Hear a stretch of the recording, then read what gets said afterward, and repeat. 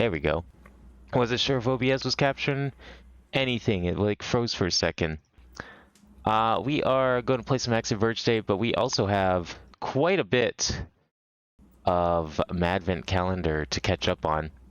So we're going to start with that first. Today is the 18th, and I haven't, due to like various circumstances, we haven't streamed this since the 12th. That's like 6 days worth of stuff that we have to get through. Last time it was, I remember Eyes and Ears being extremely short, almost weirdly so. Felt like there was more to that, but if there was, I wasn't figuring any of it out. It seemed like there was supposed to be some game there, but I don't know what was going on. It looked cool, but it didn't have a whole lot to it. You've reached the end is the next one. I mean, I don't know. That already seems like a lie, considering this is only the 13th. And we have at least another 11 days to go. But let's see what this one's about.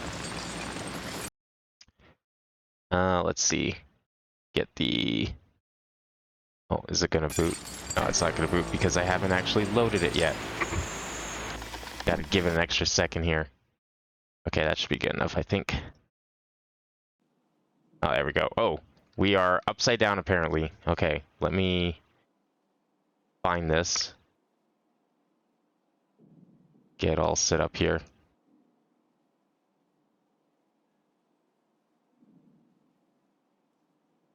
This gonna capture? Oh, there we go. Yeah, we are upside down.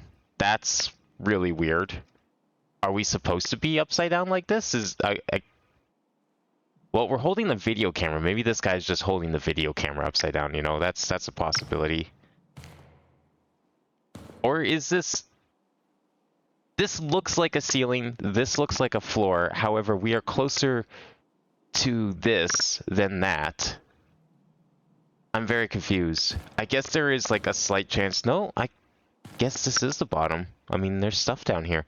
It's just that like we're very tall and this tunnel is very short. I guess that's the real illusion going on here. It really does look like we're upside down though. Just with how everything's held. But some sort of tunnel. I feel like we've seen a number of these in the past few entries in this compilation. I do appreciate like how the echo gets quieter and quieter and like weakens as we get closer to the edge. That's quite the snowstorm out there. Am I supposed to be able to do something? It looks like there's a note here that I can pick up, but I don't see any buttons to do anything with it, unfortunately. Should we just watch the snowstorm? Oh, yeah, oh, okay. Well, you know. Just close. Who knows what happened? I feel like that was intentional. It seems to be the theme of a lot of these. It's like, it seems intentional, but I don't know how. Not sure what the purpose is. I mean, at the same time, though, it's like fun little snippets of whatever's going on. What was this called? Evenfall, I think? I see alien. I don't know if that means anything. About time we had some aliens in this pack. I was worried that we weren't going to get any.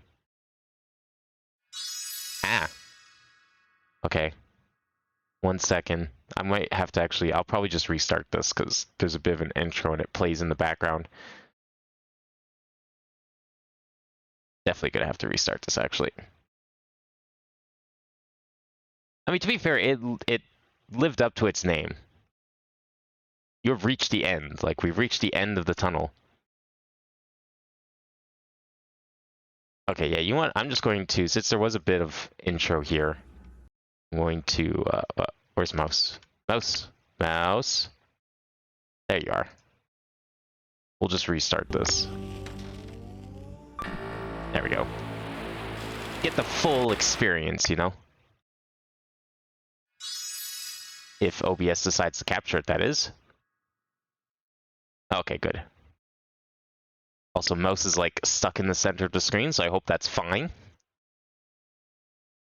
We'll see what happens. It didn't look like it captured the mouse properly. I guess that's why it says best played with a controller. Unfortunately, I don't have a controller that looks like that can be easily hooked up to this machine. So we'll just stick with the mouse and keyboard.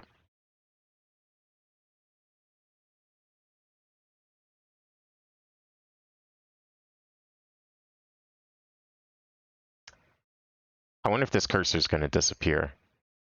Or did the creator just forget to put cursor state hidden when they made the game? Oh, this is weird. So I'm using WASD to do this right now. Or arrow keys. Is that... Okay, that's all we get to do. So we have to like look for... interact with things. What is interact? Control is interact. It's a normal printer, dude. Okay.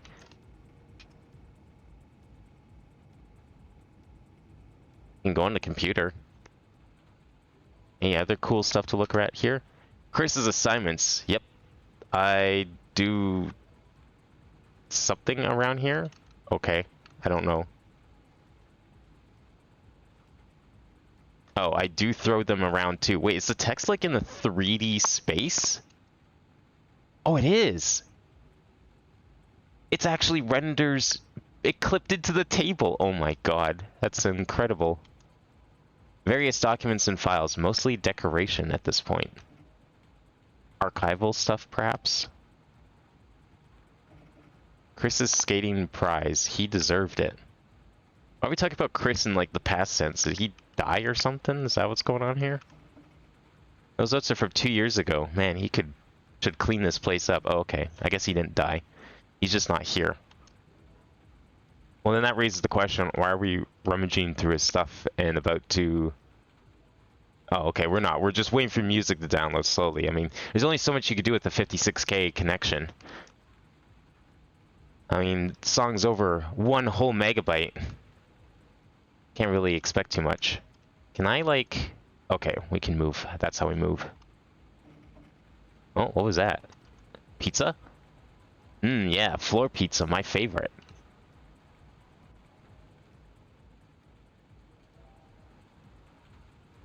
It's drizzling. We did manage to skate some, though. I mean, you know, skating in the rain doesn't sound too bad, although that looks a little more than drizzling. I wouldn't call that drizzling. I would call that just rain.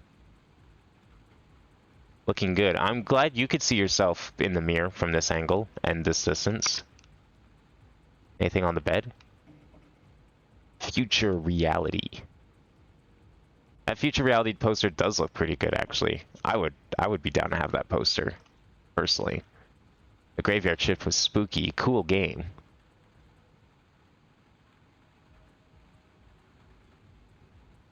Oh, Will. Is he watching, like, Donkey Kong Country on TV? Oh, it's future reality, the game. Yo, can we go play it? What does this have to do with Christmas? Oh, there's the skull. Scully's head from the EEC3 2020. I heard they nuke the place after the event. Wait, what? I didn't know that about the lore. I wonder if that's a real game. Because if not, I could totally see that being a real game. Bee's knees when it comes to games. Love this thing. I guess that's supposed to, it does look like a PS1, but it looks almost as thick and big as an N64. Oh shit, we actually get to play? Yo. I don't think you played this last Minecraft stream. No, I didn't. I didn't get around to playing any of this. That's why we're playing it now. We're catching up on like almost a week's worth of entries. Also, this is like the slipperiest car controls I've ever seen. Holy shit. I'm scared that me turning is going to make this car flip. I'm shocked it hasn't yet. If I was to turn on analog, would that actually do something? Oh, you know what? Actually, switching to analog inputs helps a ton. Because, okay, so this is me using WASD as like a keyboard controls. Look how wild my turning is. Now here's me using an analog control stick. It's like slightly more controllable. It may not translate very well through the stream, but it actually does feel a lot safer. I don't feel like I'm gonna flip and crash instantly. It reminds me of those like miniature RC cars that you could get from like Radio Shack. When I was little, there was like they were all Hot Wheels branded, but there's like actual like Hot Wheels cars, but they were little miniature RC cars, and I thought those were the coolest things. I had two of them as a kid. I don't know what happened to them, personally. They're probably somewhere. I think one of them sadly broke, but they were probably some of my favorite RC cars. They actually even fit on like Hot Wheels track. You could like drive them around the track too, which I thought was cool. Can I do anything with this, or are we just driving around? Actually, I want to see if I can flip this, which I'm sure I'm going to regret doing, but I'm going to do anyways. What is the point of this car? That's what I'm trying to figure out. If there is a point. I mean, I don't know if there's really a point to any of these games, to be fair. I think for the most part, these are just meant to be fun little like interactive experiences, you know. Oh, well, there we go. We got the car stuck. Perfect. I don't know if I could get out of this though. Oh, yeah, you could reset the car with R. That's cool. I'm still stuck though. Oh, there we go. How do we like get out of this? Not even escape works. Mouse doesn't do anything. Mouse has been unusable this entire time. I've pressed all the... Oh, we got first person view. Oh, I'm sure that's gonna be great. Oh, yeah. That's how you drive a car. You can do some sick donuts in first person. Yo, can I drive up the printer? This ordinary printer? I can't even see where I'm going.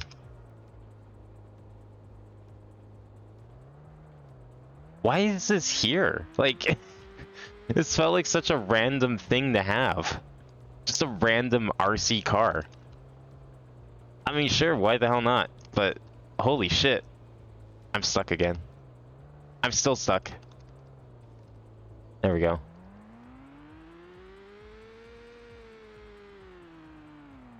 Oh, that's cool. You can like reset it and it just makes it drive in circles even more. Yo, there we go. There we go. Now we got some sick donuts. That's pretty good. Nice.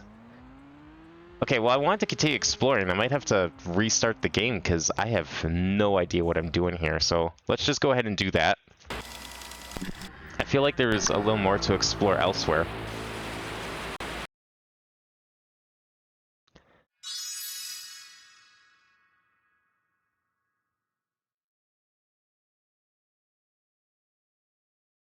I mean, the car's kind of cool. We'll see if there's any other interactive elements in this room exploration. I can't tell if it's like trying to tell a story or if it's like it was going to and then they just decided to give up on telling the story. But apparently, you know, there's someone named Chris and they're not here right now. And they could be dead, but also like everything points to no, they're not dead. And also, I don't know what this has to do with like Christmas or winter. But hey, we'll see. Hey, how's it going? Welcome. Middle? Am I reading that right? I can't tell because it's dark blue on a black background and the font makes I's and L's look the same. Let's go here. Let's go to the dartboard. Can we play darts? Darts! I'll wait for Chris to throw some. It's not fun without competition. Oh, I guess we're just waiting for our friend. That's the plot here. Scully Crunch. That looks like Fruit Loops, but somehow even worse tasting. Nice. I love when my laundry follows my every move. That's the creepiest thing in this room. I shouldn't open any drawers. It's none of my business. I also can't seem to skip the text, so like there's a bit of delay. Okay, so the only one who's died here is Gary the fish, unfortunately. But I mean, that means Chris is alive, which is probably a good thing. Chris's brother's VHS collection. Most of them are scary movies. Some porn too? What the fuck? Just have your porn sitting out in the open like that? Damn. That takes some guts. Why are we in the closet? No, but actually, why are we in the closet? My board, all new and shiny. Why is your board over here? Wasn't this Chris's room? It would seem heavily implied that this was Chris's room. Is it not? That's Chris's board. I love how the bottom looks. Not as good as mine though. Maybe Chris is like our brother? I'm very confused. There's like 3 possible explanations for this. Definitely giving off some like you interpret yourself kind of vibes, but at the same time I'm also very confused. And I can't read that because the text likes to clip through 3D objects. Auntie's vinyl figure glows in the dark. And it glows pretty well too.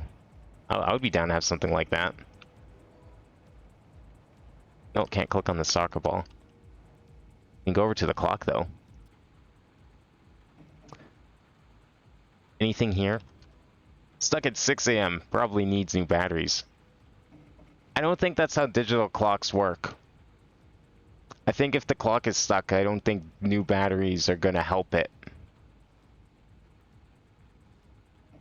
Either that, or the clock is just completely burned in. And even with new batteries, that means it's never gonna tell time again.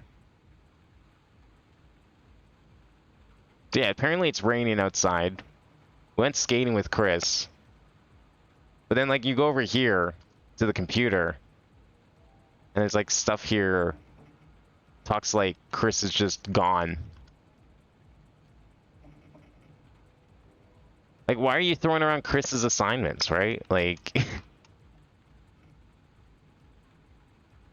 This doesn't make any sense. I think we've kind of explored all there is to... Oh, no, didn't mean to click that again.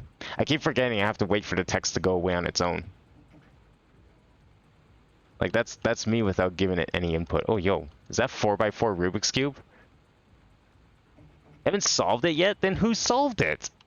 Someone just solved it and left it on your desk? It's yeah, it looks like one of the 4x4s. I used to have one of those. I kind of liked it more than the 3x3, honestly. You don't see those ones too often these days. Oh man, those like glow-in-the-dark star stickers. I had a set of those. Never did put them up. But I do like those.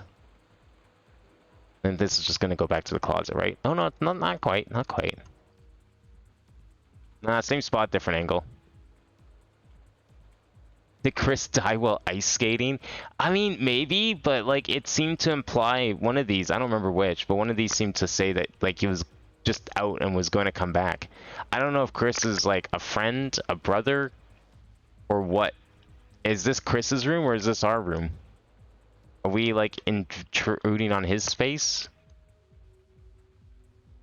Yeah, like see, this is definitely Chris's room. But then why is like our skateboard all the way over here? Behind the TV, by the closet. If this is not our room, like why not just leave it over there? That's what I would do anyways. I don't know, maybe I'm the weird one. I'm very confused about the can we read whatever's on top of that printer? I don't think so, because the last time I clicked on the printer, I have to like go over here to do it. Last time I clicked on the printer, just said it's a normal printer, dude. Unless we have to click right on it. Yep, just a normal printer. Nothing weird about it. Don't mind the note that's on top of it. Alright. Well, that was... I mean, the car was probably the most fun part of that.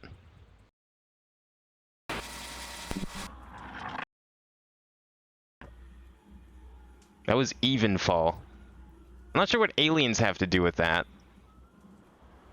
Or why it's called Evenfall. I mean, if I'm missing something in these games, then that's like the most obscure shit. Ski Street Serenade. Okay, finally, something winter themed. You know, or maybe we'll go skiing or something. That'd be kind of cool. Maybe it's like ski free, but somehow scarier.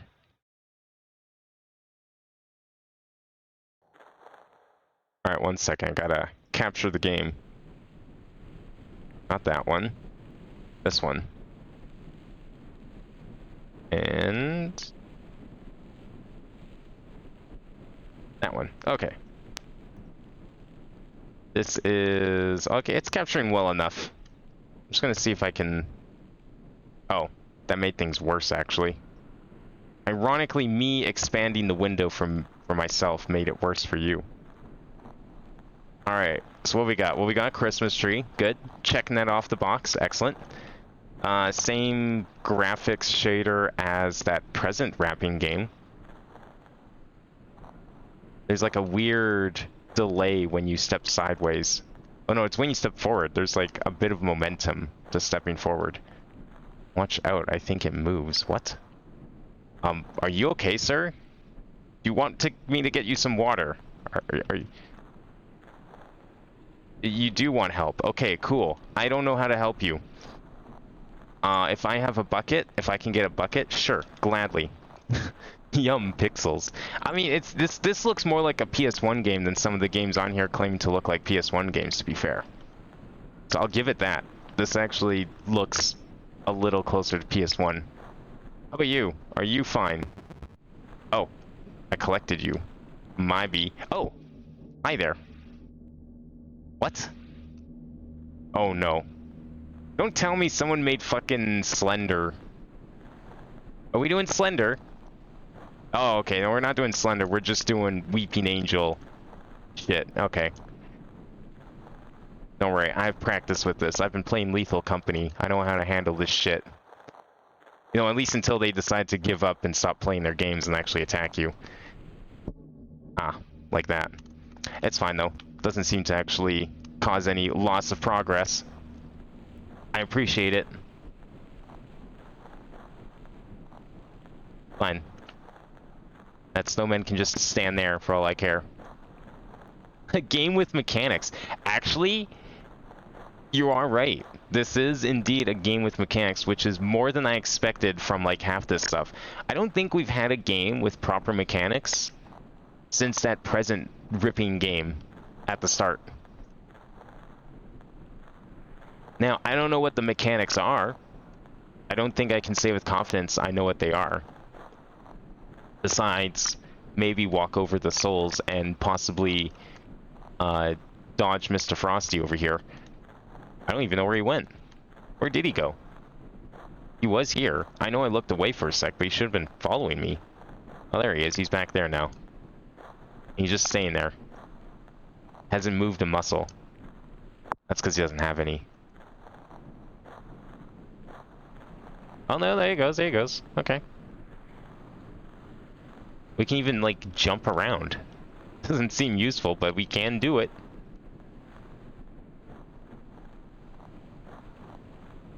Yeah, I don't know where I'm going, because, like, this is literally as far as the game lets me go. Like, this is invisible wall. About the same on the other side. Same down there.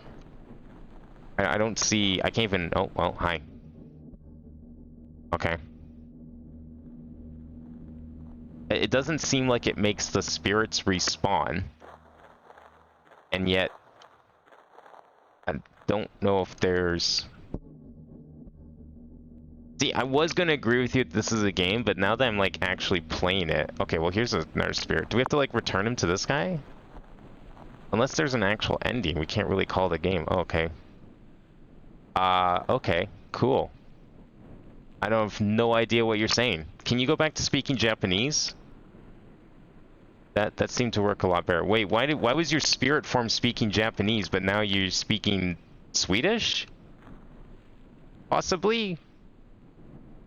I'd love to play something, but my accordion is missing some parts. Oh, you want some...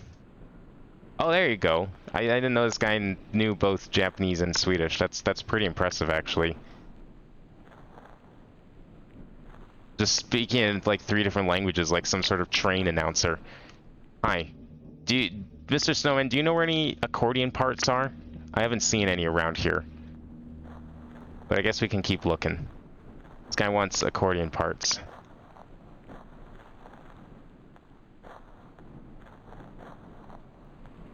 Can we go in any of these buildings? Nope. I mean, spirits I can do. I don't know if I can do accordion parts. That's a little harder. Oh, maybe this is an accordion part. Where did he go? He just disappeared. Oh, he went back. I somehow reset him. Gotta manipulate the snowman for optimal speedrunning strategies. Man, those texture warping is gnarly. Like the entire building just like squeezed and stretched like an accordion. Forget playing the actual accordion. This guy should just learn how to play the building behind him. Oh, hey, now he's got it. Now he's got it. I like the animation on him though. It's kind of cool, like with the low frame rate. Looks like it's like an FMV, but superimposed in 3D. But it's not. It's just a model. Have to see you again. Wait, did we actually win something? I beat the game. Oh my god. We were able to beat a game. There was a game that had a beginning, a middle, and an end. I'm actually impressed. I can't believe this existed.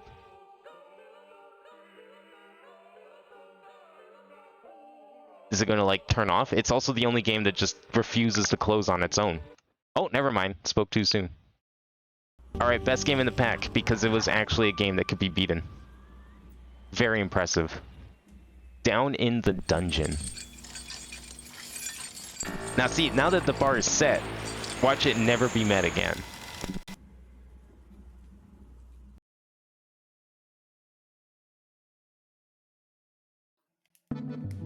Okay, 1 second here. Get the music going first. Down in the dungeon. Looks like we might have an actual plot.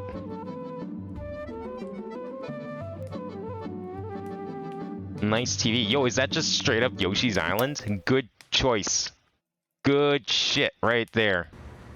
I recognize Yoshi's Island. Oh, it's actually, they're not even hiding anything. Yo, we get instructions? Okay. Wait, we can actually pick things? Oh my god. Okay, that bar might have just been surpassed. American movie classics. Hallelujah! Holy shit! Where's the Tylenol? Hallelujah! Good stuff right there. Okay, how about CBS? Let's watch some CBS. Ah, there we go. That's more like it. The Family Channel? Was this a Canadian made game? I don't think they had Family Channel down south, did they? I thought that was always Canadian channel.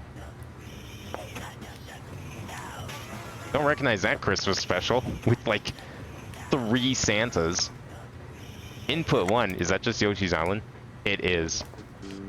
Hell yeah, can we play it? Imagine if there's like an entire Super Nintendo emulator in here with just Yoshi's Island. My Super Nintendo, ask Santa for Donkey Kong Country 2 and Chrono Trigger. Those are some good fucking choices. Yoshi's Island's pretty good, but Baby Mario is so annoying. I hope people stop making baby characters. They all suck.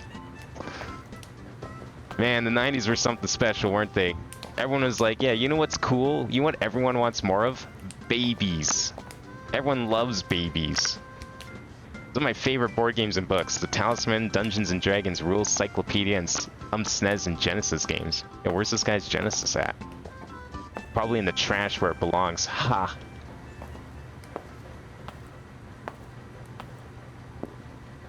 That's one hell of a record collection. Mom loves collecting records. I don't know why. Cassettes are smaller and CDs don't have to be flipped every 20 minutes. The art's pretty sweet though. Yeah, I never really got into records. We had a few as a kid. Mostly I had smaller ones actually. Because they, like the big ones everyone knows, but there was also like the half-sized ones. I had a couple of those. Mostly actually had cassettes. Didn't get CDs really until a little later, surprisingly. This looks very shiny. What is this? Oh, hello. Oh, we can prop fly apparently. That's cool. I love a game where that lets you prop fly. Come on, do it again. No.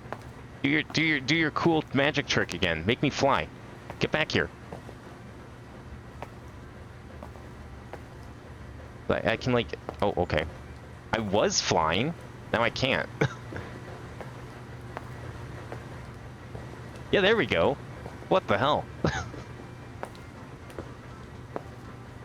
Yeah, it's pretty consistent too. I mean, I don't know if there's like more to this game, but you know, might be worth making note of that trick. What else we have here? NBC, is that just the news?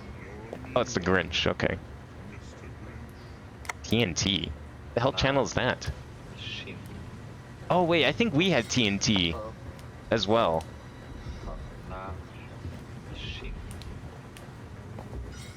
Okay, there's gotta be more stuff here or something. What over here? Another bookshelf. A lot of Dad's favorite stuff from college. Books on trains, AV equipment, Lord of the Rings, heavy metal magazine. Nothing at the fireplace? Oh, that's just the bookshelf again. Okay, let's go. Oh, Max. It's Max the cat. No, it's a dog. Never mind. It's not Max the cat. The dog. I don't like the face on that dog. That looks a little weird. What if I drop the ball on him? Never mind. I don't think I can. The ball's a little too unwieldy for my liking. Train's the best transportation system? That's cool as fuck. Hell yeah. Yo, I wish we had more trains around here. You know, I go out of my way to take the train whenever I can. Like, even if the bus is faster, I'll just be like, no, fuck it. Take me to the train. Let me go on the train. One, I know where I'm going more often than not with the train. Two, the train is, like, way more consistent than the bus in terms of being on time. Like, what isn't to love about the train? Why would you not take the train? Okay, there's, like, a lot to explore here, and we've barely started. How about the computer? Hell yeah. Oh, yo, let's play some Doom. Damn, this kid gets to play Doom? Or is he only gotta play, does he have to, like... Can he only play it when his dad's not looking? Funny face? Ah, I see. It seems more of spooky than a funny face. Scorched Earth. I recognize that game. I've actually played many games like this. I used to play a game called Tanks in Flash, which is like a more up-to-date version of that, I guess. More weapons and stuff, and then Shell Shock came later. Yo, SimCity 2000? This guy's playing SimCity 2000 on his Windows 3.1 computer. I thought that was until later. Wasn't that like a Win98 game? Nah, we'll just leave it. Leave it on the title screen. Burn in the graphics. That's why screensavers were invented, but fuck screensavers! It's snowing outside. I can feel the cold coming from the door. Good. So we got Christmas. We got winter. We've checked all the boxes that we need. Oh, yo, there's actual lights we can turn on. Yo! Now we can actually see. What's this? Toys. A bucket of old toys from church sales. Some turtles, Ghostbusters, Batman, and my sister's Barbies. All mixed together. Yo, can I prop fly with Scully? Maybe it'll be easier. Oh yeah. Oh yeah. That's way easier to do than the ball. Locked. Okay, let's go over this side then. No run button. Just slowly walking through the house. Oh, this door's not locked. What is this? Is that dust, I guess? That is a squeaky freezer. Holy shit. That's a lot of meat, too. Jeez. I thought we kept a lot of meat. This game is just vibing in a time gone by. It's probably my favorite out of these due to all the chill atmosphere. Yeah, honestly, like, I like this one, even if it's not really a game. It feels very polished. Like, sure, I'm able to prop fly. Sure, the walk speed could be improved a little bit. But, like, considering most of this stuff, it's not a sore... It's not an eyesore to look at. Like, the filter... The graphics shader is actually really good. Probably the most PS1 looking game. More so than the last one because the shader actually works. There's a lot of neat little things to click on and interact with. It just feels really well made. Can we go through any of these doors? It reminds me a lot of, like, Gone Home, if you ever played that, which was another... It was a walking simulator set in, like, a 90s house. Oh, we can go in the crawl space? Oh, we've just shut the door. Dang. We had, like, one house with a crawl space, and I thought it was the coolest thing ever. Going into it. December 16th, 1995. That is exactly 11 days before I was born. This year's Simpsons poster is really weird. Marge is naked. What? What kind of fucking calendar is this? Oh, is this in his room? Oh my god. 23 is number 1. Wait a second. Is that supposed to be a double reference? Or is the reference in Zelda a reference to this? Holy shit, my mind's been blown. Wu-Tang Clan ain't nothing to fuck with. No, Mega Man X2? Not as good as Mega Man X, but the poster is cool. Is that 2 or 3? I can't... I think that's 2, by the looks of it. Doom is so cool. I got in trouble with school when I told my friend what BFG stands for. Ugh, the stupid crawl space latch is broken. I can't sleep with the door open.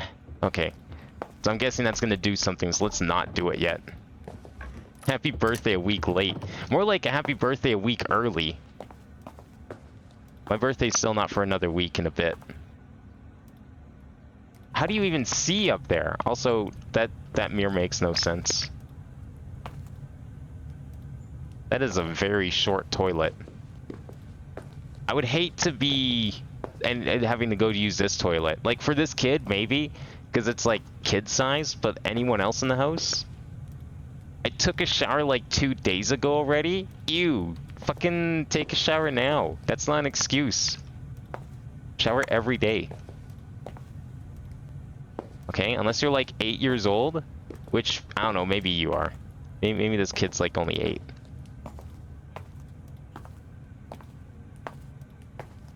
Mega Man X4 is sick as hell. I haven't actually played... I've only ever played 1 and 2. I've never played the other... 1, 2, and 7. I played 7 because I got it for my birthday one time. Oh, okay, we have to shut this door too. Fine. There. Do we check these doors? I don't think we can. Time for bed? I mean, I guess so. I think we kind of clicked on everything else. Yo, we gonna get actual cutscenes? I'm expecting something to pop out of the crawl space. This kid just sleeps with all the lights on. That's pretty hardcore. I don't think I could fall asleep with all the lights on like that. Unless I'm like really tired. Now who would open the door? Come on, give this kid some privacy. Bring the dog in the room? I don't think I could. The dog didn't want to get up. Even after I... Oh, well, there you go. Never mind. I was gonna say, the dog didn't want to get up after I smacked him with a ball. Ah, yes. I too can't fall asleep unless I play my pan flute first. Gotta make sure I play the flute every night before I go to bed. Otherwise, it's not happening.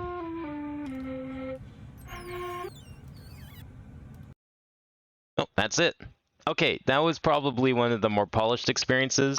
Very much appreciate that one. But why is it called Down in the Dungeon?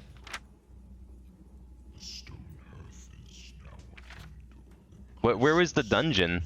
We couldn't go upstairs. Huh. Man, I'm very confused about some of these names. I feel like I definitely didn't miss something with that one, so I don't know.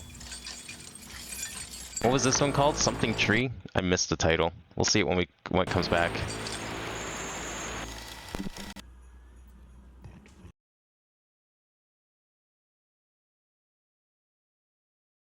Very purple looking game. 1 second. Here it comes. The People's Tree. Completed 1,081 days ago. What, was this like some multiplayer thing?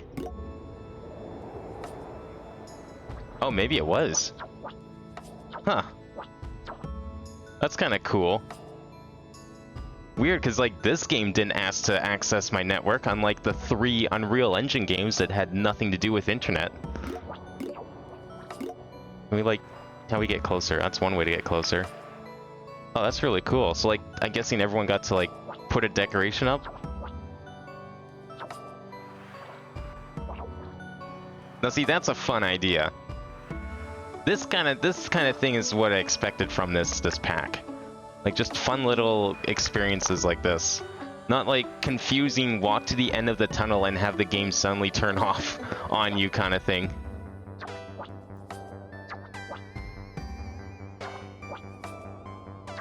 Dang, that one guy wanted Silent Hill. I wonder how he's feeling about the Silent Hill announcements we got earlier this year. Cool. See, now this has polish too, just in a very different way.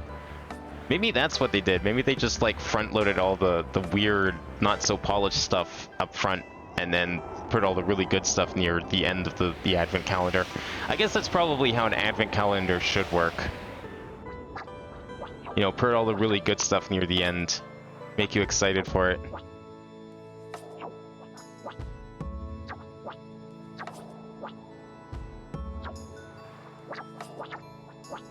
Cool. Well, obviously no game here, but still neat. Probably would have been more interesting if I got to see it when it was active. Alright, one more for today. What is today's? Far From Home. Ah yes, my favorite Spider-Man movie.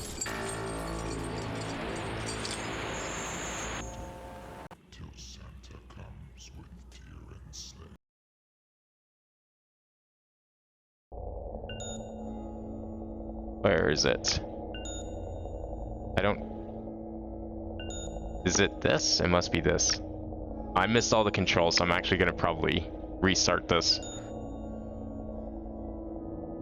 Unless it's going through them. Over and over again. You know what? That's fine. I think I saw WASD, I saw Q and E to go up and down. I'm sure we can figure out the rest. Are we, like, playing a drone? Okay. Is there like a go fast button that I didn't see in the controls? Or are we just really going this slow? I think we might just be going this slow, unfortunately.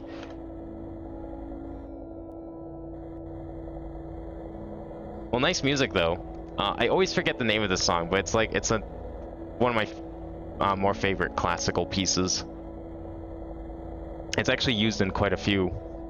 For some reason, it's a common choice when it comes to indie games, especially itch.io stuff. Heard it a lot over the years.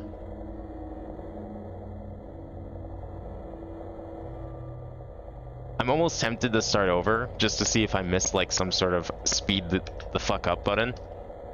But at this point, if I was, and there wasn't a button like that, like, it's not a risk I'm willing to take, because it means having to go through all of this again. So we'll just continue this way. Is this something we can interact with? I missed the interact button, but I'm pretty sure there was something. This looks like some sort of console. The fence at the end of this tunnel is impenetrable. It looks like this section collapsed as well, but I can still sense a draft coming from beyond. How do I get through? Yo, actual plot? Is there actual gameplay here too? Oh my god, that's like 3 in a row. 4 even. Crazy.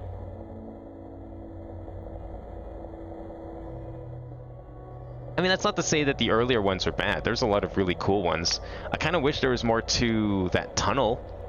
And also maybe that bar that we explored. That was kind of neat. I mean, that one had an ending too, actually. That had some gameplay and ending stuff.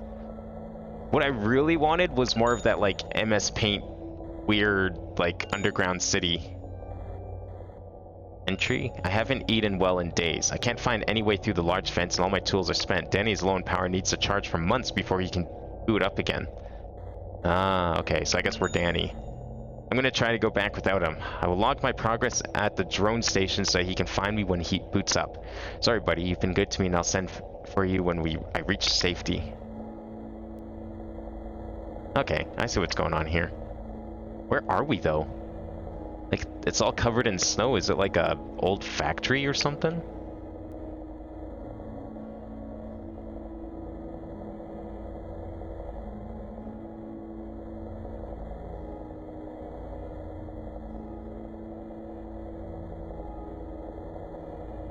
Yeah, this is kind of music I feel like I would hear in like the soundtrack to like a back rooms game of, I don't know why I don't know why I feel like that would be the case, but it feels like that. Maybe it's because of the reverb on it, how distant it sounds.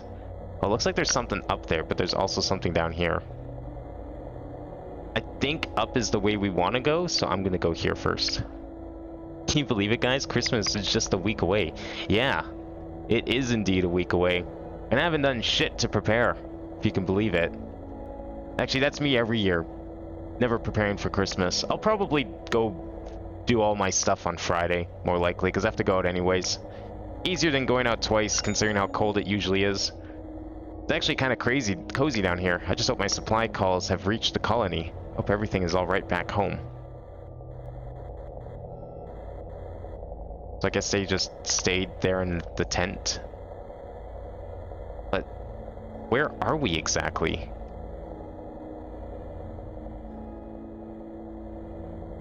I'm so happy about this information. Yippee. I feel like... Now, this is just a guess here. I feel like you're not actually happy about that information. I'm detecting what some might call sarcasm in that comment.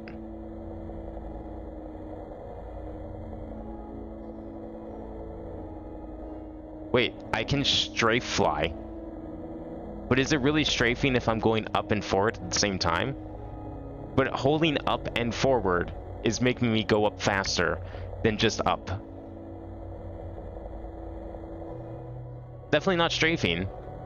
It's like ascension, sloped angle, flight. We need a new name for this. Log stat, readout, entry. Going back up is harder than I imagined. I have so little energy now that I need to ration the little food I have left. Going down is always easier than going up, I guess. Yeah, how the hell did a person climb all this? What the fuck? Holy shit, you have to be insane. I would love to know where we are right now. Like, I hope this game has a conclusive ending to it, because I need closure on whatever's going on here. Oh yeah, it's true. You did say you were getting a Steam Deck for Christmas, so I mean, that would be pretty exciting. That thing's very fun to tinker with, more than anything. Weirdly enough, I don't actually play like a ton of games on it these days. I've just mostly been using it as like a really small laptop to watch videos in bed, because it takes up way less space than my actual laptop, which has probably been gathering dust for a while now. Because, like, why use a big, chunky laptop when you can just, like, put the Steam Deck on a stand right on your bed? I mean, I've got, like, a controller hooked up to it to play the odd game. But most of the time, I just use it to watch videos or listen to music. It's a very, very functional computer. How are you resting here? This looks like a very dangerous place. This thing is covered in snow, probably ice, and you're telling me this person pitched a tent and they were sleeping in it? I would never be able to sleep knowing that my tent could slide forward at any moment like this. Oh, that takes some guts. Okay, what do we got up here?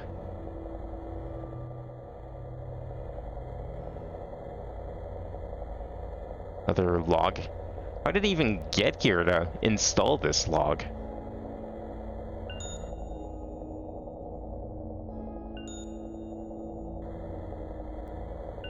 I found my previous base camp, at least. It seems I left behind some food. There is hope yet. Okay, we got a rope to follow, at least.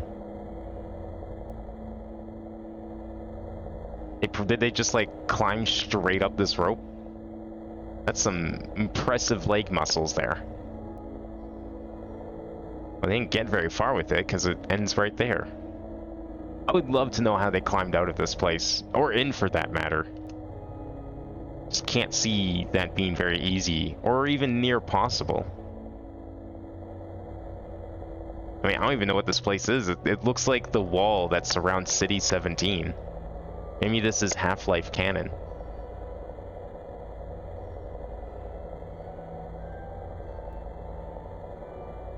Oh, this log's green, not pink.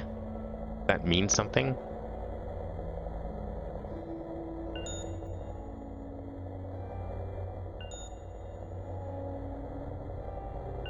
My food is almost out, even while rationing. It's taken years to get down to where I was. I don't know if I have a choice but to keep going back. I'm almost at another base camp. I can only hope that I left some supplies. Just stay focused. Sorry, years? How big is this place if it took you years? What? Where are we? I owe a lot to these ledges. Were it not for them, I would have no place to rest. The only option would be to pitch a tent on the walls. Who knows how long that would last? What? You say that like that's a normal thing that someone might consider and isn't a ridiculous idea. How does one pitch a tent on a wall? Like, let alone pitch a tent, but pitch it and have confidence that it will serve some purpose, some use. Are we sure? Maybe these people aren't human. Maybe I'm the one that's making the assumptions here, in that I thought that they were human, but maybe they're not. This looks interesting. Ah, yes, that's how computers work. Which, as I said, to bring supplies has been instrumental, but my requests for more supplies haven't been fulfilled recently. Uh-oh. They're neglecting this person. They're probably not profitable anymore. It is time to let them go. I'll keep going until we run out of story to go through. I don't think this place is procedurally generated.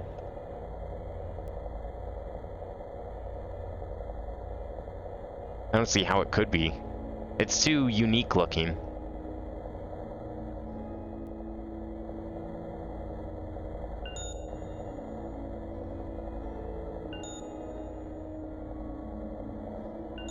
I just remembered that there was a relay station through a long pipe just ahead. I'm very weak and low on food, but if I can do it. I've decided to sleep one night before continuing. Uh-oh. That's the sign of someone making the wrong decision. That one night is what does them in. They're gonna die of frostbite. Calling it now. But maybe we're at the top. Maybe we finally made it. Or maybe the whole place is buried, and now there's definitely no way out. Well, he did say there was... Well, is this the hole in the pipe, or is there another hole somewhere? There's a rope leading through here, so they must have come down here at some point. Okay. Oh, did I click on this one? I don't think I clicked on this one. No, I wouldn't have, because I came from down there.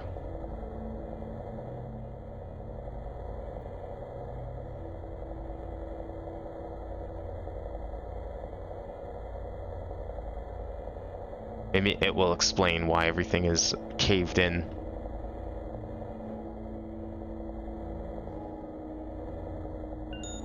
I did it. I managed to make it down the pipe. I've even managed to secure a winch on the other end in case I need to go back this way. Things are going well, but you never know. This has taken almost my entire life. My life's work. Why did I do this alone? Why did you do what alone? Like, go into this weird... Is this like inside a building? Oh, is that the person there? They didn't make it.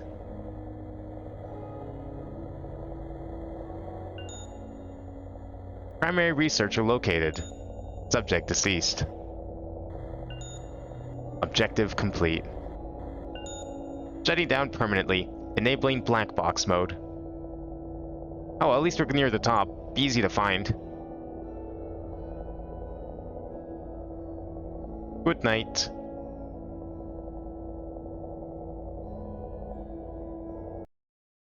Alright, well, another conclusive experience. A very slow one. I mean, it was pretty easy to predict what was going to happen, but that was still kind of neat. Well, you know, my expectations for this pack have definitely gone up in the last few. Winter Walk 2006, I guess we'll find out what that one is tomorrow. I think my plan for the rest of these, we'll do 19 tomorrow, we'll do 20 on Wednesday, assuming I stream. Thursday and Friday we'll probably do 21 and 22, but Friday I'm probably also going to do 23 and 24, just because I don't know if I'm going to be streaming at all next week. or when streams might happen next week, because next week's going to be, you know, kind of busy. I mean, there's a little things going on that I'm sure you've all heard about. What am I looking for here? I'm looking to click this option to switch to full screen. There it is. Alright, well, it's back to a different kind of exploration. Let me just update the game here.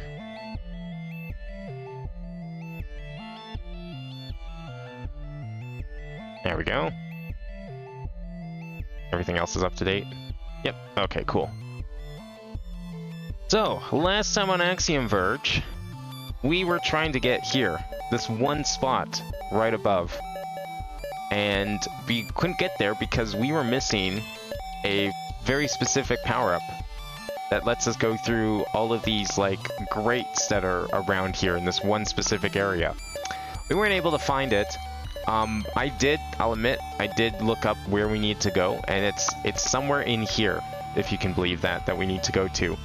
So, best way to get there that I can surmise, and the only reason I looked it up is because if you were here last stream, you would have seen how I spent like a good hour and a half just about going around in circles through practically the entire map, including this very spot, and I still missed it. So there wouldn't have been any way I would have found it because I already like scoured everything. I honestly didn't really know what I was looking for. No, that's not gonna work. We'll have to go this way. I didn't really know what I was looking for at the time, but I probably saw it and just didn't put two and two together, and in hindsight, it's pretty obvious and makes a lot of sense. So I just need to remember to pay more attention, I guess. It was also late. I probably shouldn't have just pushed it, and I probably should have stopped well before I did. But you know, that's hindsight for you. Yeah, so wait, up here or down one? Oh, actually up one more. I went too far.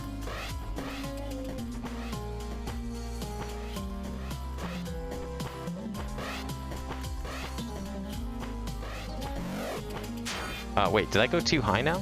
I did. Oh, it's in here. Wait, what? Hold on, how did I get in here? I think I need to go the other way. Wait, no, how did I get in here? Oh. Okay, never mind. I see how I got in there. The best way to get in there is actually through the breach. I think I see what happened here. It would have been impossible to get in otherwise. And now I went way too low. So I have to ask then, Jack, since you're getting a Steam Deck, what game are you looking forward to trying on it first? Personally, in my opinion, I think the best first game to play is probably Desk Job. Because like it's an actual game designed for the deck, and I think it does a great job utilizing the deck's capabilities. And it's just a fun little adventure. Like another Portal adventure. Believe it or not, it actually pushes the story forward. I streamed it... When did I get mine? Last year? Year before? I think it was last year. And yeah, it's probably the closest thing we're getting to a Portal sequel in terms of story anytime soon.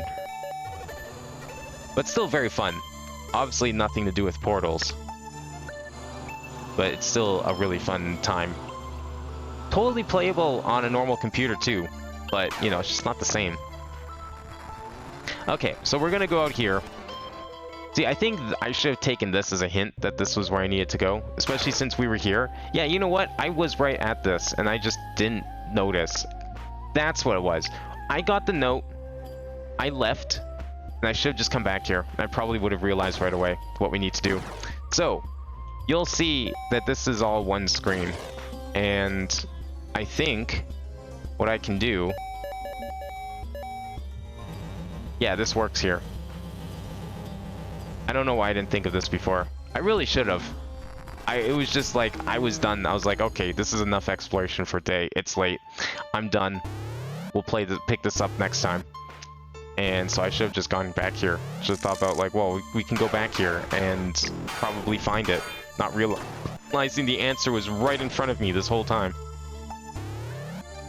So yeah, that makes perfect sense. I just didn't look hard enough. Beyond Spark, Electric, Jester 3, and TF2 are some games I want to try. Wait, like Team Fortress 2?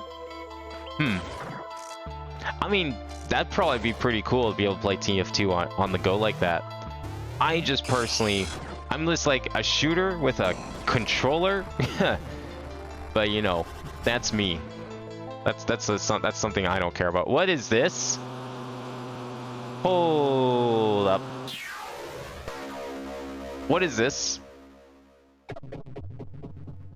At long last, I can free us from our primordial bonds. Now to find a portal to Ansur. What?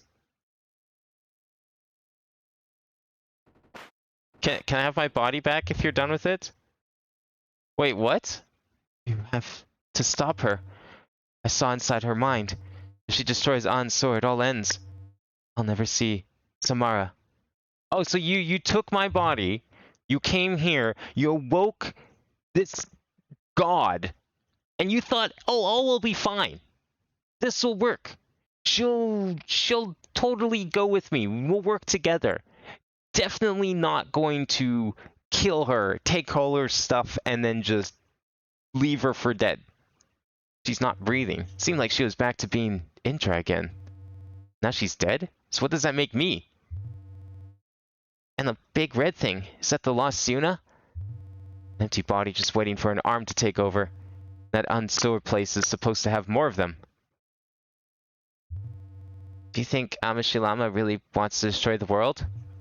I'm not sure that's what she means to happen.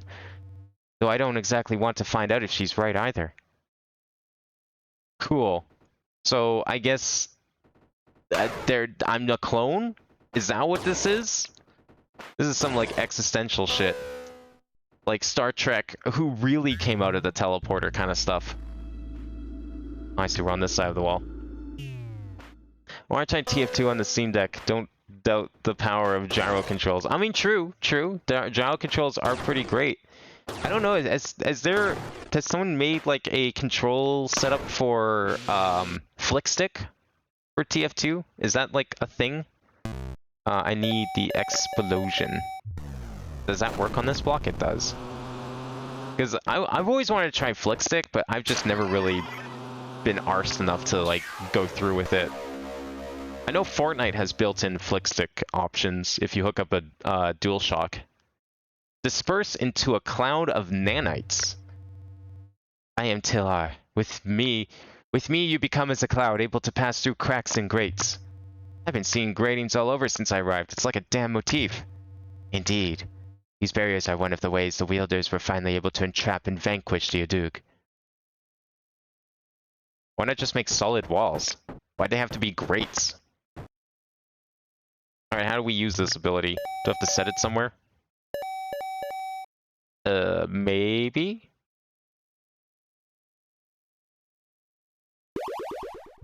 That works. Yo, okay. Alright, so it uses my magic. But now we can just Misty Step wherever we want. Wielder, we are in grave danger. I saw. She said that she is looking for... She said is looking for the portal to Ansur. Okay, good grammar. Yes, the means to obtain the rest of the Siuna cache. Then she will destroy our mother world with a legion of arms. I think you need to explain a bit what this means.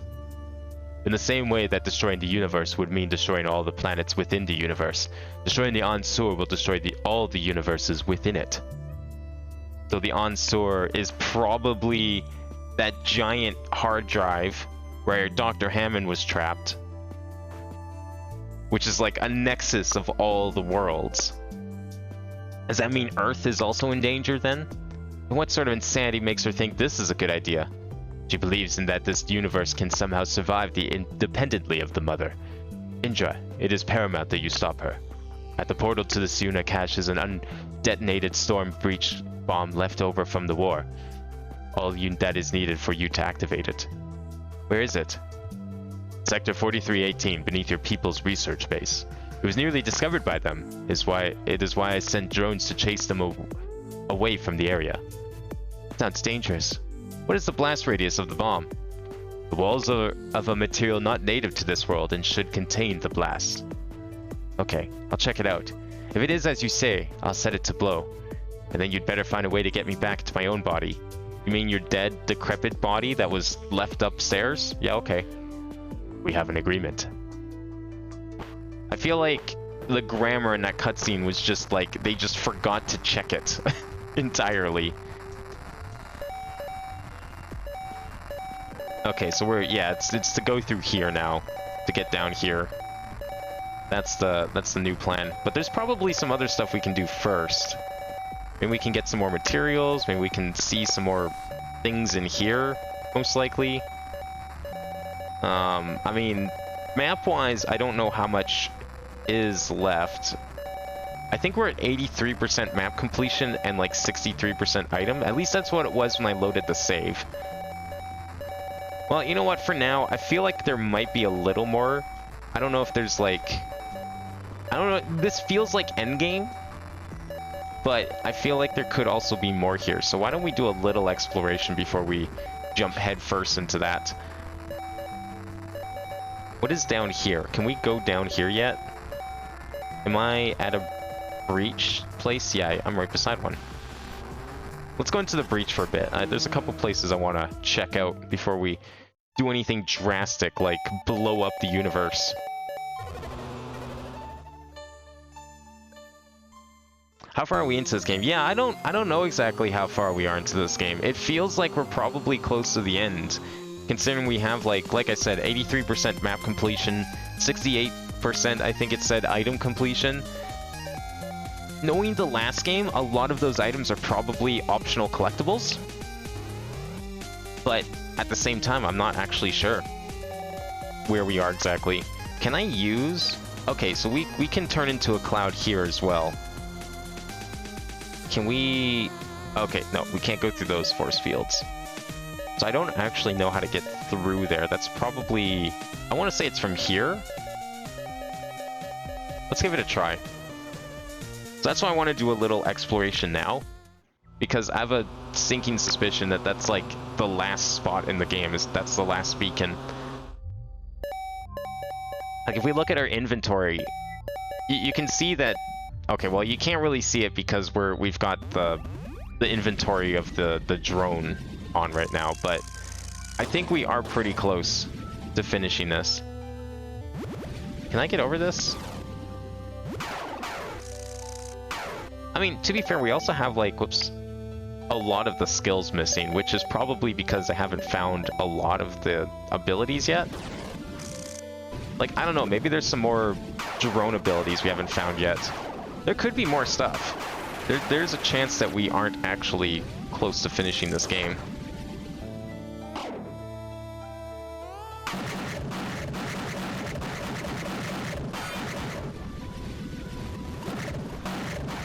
Where's this door that I was looking for? Yeah, it's like... I want to go this way because I want to see if we can connect those two paths together. Wow, okay, stop it, please. Just kind of inoculated to bad grammar at this point. I've just filled in the words that should be there if the sentence was correct. Yeah, I mean, like, I do that too, but at the same time, when it comes to something like this, it just kind of catches me off guard, because it's like, when you have like such a polished experience in like every other aspect, and then you just see like a bunch of text boxes in a row with like missing words and like missing spaces or punctuation or something, like in that one cutscene. It's like, okay, what happened here? Like, why is this cutscene just that bad? It just really stands out. Yeah, maybe we can't do stuff here. Like, I need to get on the other side of this, and I don't know how to do that. So, I don't know, maybe we should just go there and see what happens. You know what, maybe let's go there. Oh. How did I not grab this? The hell? Wait a sec, why do I have this teleport, but I didn't collect this skill point or open this door? That's weird. But no, let's go to the beacon. We'll go to the waypoint, and we'll see what's there. And if it feels like it's endgame, then I will stop. But I'm just gonna see if we can go through here or not. I don't think we can, because I think there was something that was stopping me from doing this. But it could be wrong? Yeah, there's like a wall. Oh, we can just break through it. Never mind. I'm just dumb. This is also a dead end. So again, the mystery still stands on how to get through there, which means that we're probably short on some items. So let's go check out the bomb. That's a good spot. Great. Love that. Okay, where are we going? Like over here, right? Yeah, we gotta go to the chasm down here. Grabbing this power-up was a great idea to grab. Yeah, part of me feels bad for looking it up, but I just remember like going around in circles for ages and not knowing where it was, yet it was staring me right in the face and I just didn't realize it. So I don't think like I would have even noticed it. I think I was at the point where I would have just brushed it off and just never thought to go back there. So it's probably a good thing that I looked it up, otherwise it would be another 3 hours of me doing nothing. And I would like to finish this. I mean, I don't know. I was like trying to... earlier today I was thinking of like what game I should stream next on Mondays. And I have like 2 options, basically. I was going to do another Metroid game. You know, yeah, supposed to be powered on. I was thinking of doing like another Metroid game and continue Metroid Mondays, which I was going to do anyways, or put in like another non-Metroids type game first, in between. So I'm still not sure which I want to do first, but I'll guess I'll come to a decision after today's stream what kind of game is going to be next on Monday. Hammond, are you there? Yes, thanks to you, I've circumvented the character limits of this terminal. Something's come up. Amishilama, she got the lost Yuna. She wants to find the rest, which are somewhere below us. From what I know of them, they're very dangerous. At least the locals thought so. The Lama Su says she wants to use them to destroy the Ansur, the Mother World, because she thinks it'll somehow free us. Is this a plausible thing? Oh god no, Intra, that would literally mean the end of our universe. Even if, as Amishilama seems to think, this universe could survive. Even then, the places Samara and I are in would be forever disconnected. We would never see Samara again. I'm starting to suspect as much. I think you understand then. Please don't let Amishilama do this. I'm about to set off a breach bomb. Apparently it's the only thing that can destroy the portal leading to the Ansur. If you don't hear from me again... If I don't hear from you again, it's because you cease to exist, so don't let that happen. Wait, is there a possibility she's the one that made the breach bomb blow up from the first game? And it wasn't Trace at all?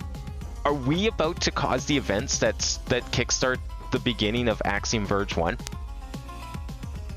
I don't know how, like, what kind of time shenanigans that would require for that to occur. But is there a possibility that we're about to kickstart the first game? Indra, an upstream portal lies ahead. It leads to Ansur. I had the Siuna cache placed there to keep it secure, but this has since become exactly the place Amishilama needs to do the most damage. And we are so afraid computers are going to be smarter than us. You should be able to hack the bomb with your nanites. Set a timer for 1 minute. That should be enough to get clear. After that, I will seal the doors. And then nobody can ever get to this cache again, right? Only a pattern mind could do that, and there are none left in this world. Oh, we're gonna get the classic escape sequence. Classic Metroid escape sequence. Yeah, this game is pretty big. I do appreciate how big this game is. And like, it feels so open. Like, a lot of this exploration was me trying to figure out where to go next. I wish that we could see how much map we've done on like this screen, and we didn't have to... You can see it from the main menu, but you can't see it from any other menu, which is unfortunate. Okay. Do we want to turn these on? Oh yeah. That's one. Fill her up. Not so fast, Indra. Wait, okay, you're just gonna shit over everything? Good job. Alright. We wouldn't want you destroying the portal now, would we? Amashalama. This portal leads to Ansur, the Mother World. Once I've obtained the remaining Suna, we will destroy it. And in the process destroy this world too. A matter of semantics.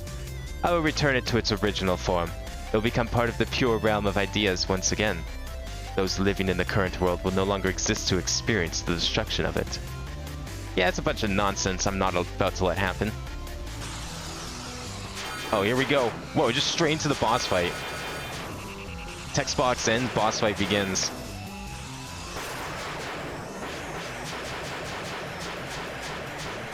I thought I glitched it. Okay, never mind.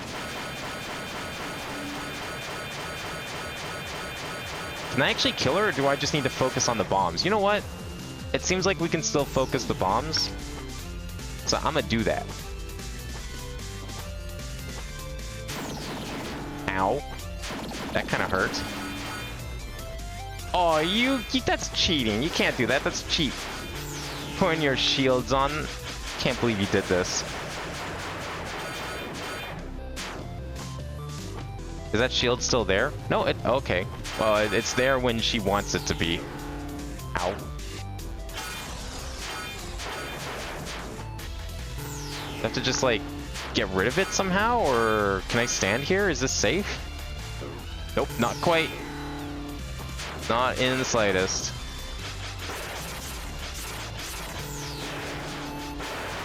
Okay, wait a second. I got a little bit of health.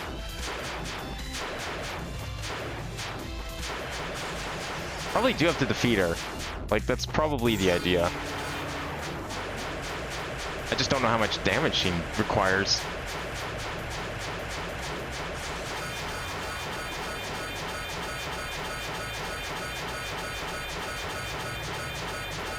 Oh, no. I'm like, I don't know. This boss doesn't seem that hard. But, like, it's also, I don't feel like I'm doing anything, which makes me think that I need to do something else.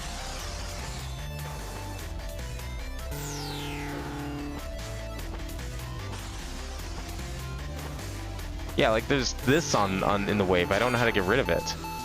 Can we do something about that? Oh, she did not like that one bit. Okay, there we go. That was the trick. Ow. I'm missing one somewhere, apparently. Where? Whoa! Aw. Okay, well, that's fine. Oh, right! There's a save point right here, and we're not human, so we're actually immortal, which means she's probably also immortal. So I don't even know why we're having this fight. Oh, here's the last one. Because there's literally nothing that can be done. What an interesting, like, story mechanic.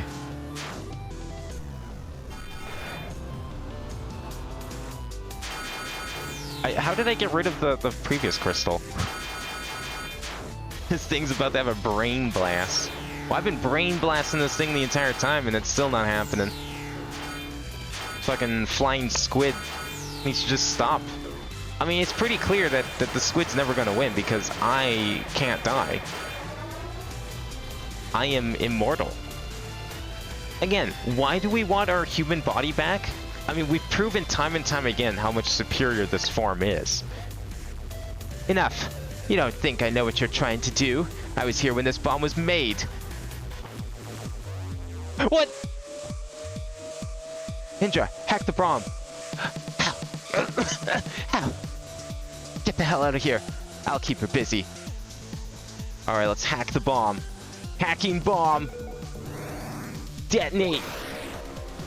1 minute. Let's go. Wait, is this it? Oh shit, this is it. I didn't think this was it. Wait a sec, can I just teleport? Where are we teleporting to? Are we teleporting back here? No, but isn't that one broken? Oh, I can't fast travel. Oh, shit. Okay. Wait, why can't I fast travel? Of all the things to just arbitrarily restrict, that was not something I expected.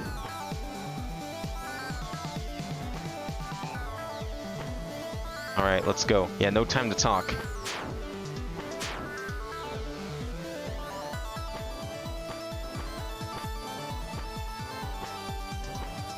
I mean, 1 minute, we can't get that far. We probably just need to get back to where we entered this little area. Man, if I knew we were this close, I would have just finished the game off last time. Oh well. There we go. Boom! Oh, I think did we destroy this world? Now what's gonna happen? Due to what the Lamassu said, the breach bomb completely obliterated the portal to Ansur. Oh.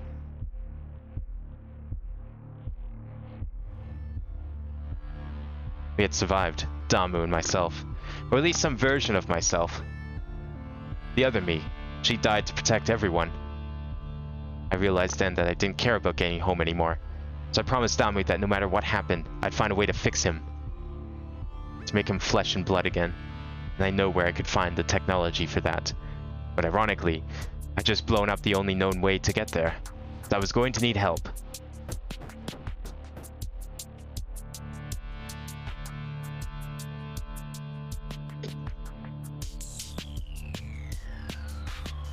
And so you've come to me, hoping I can help you reach this Ansur. By your own admission, that was Amishulama's goal. Are you sure you are completely free of her influence? Of course. That was where they stored their most advanced tech. I think you too would find it lucrative. But in order to get there, we will need a pattern mind. And Hammond? Do you think she is there too? I don't pretend to have any idea where Hammond is. I tried contacting her using the Ansibles, but they're all dead now.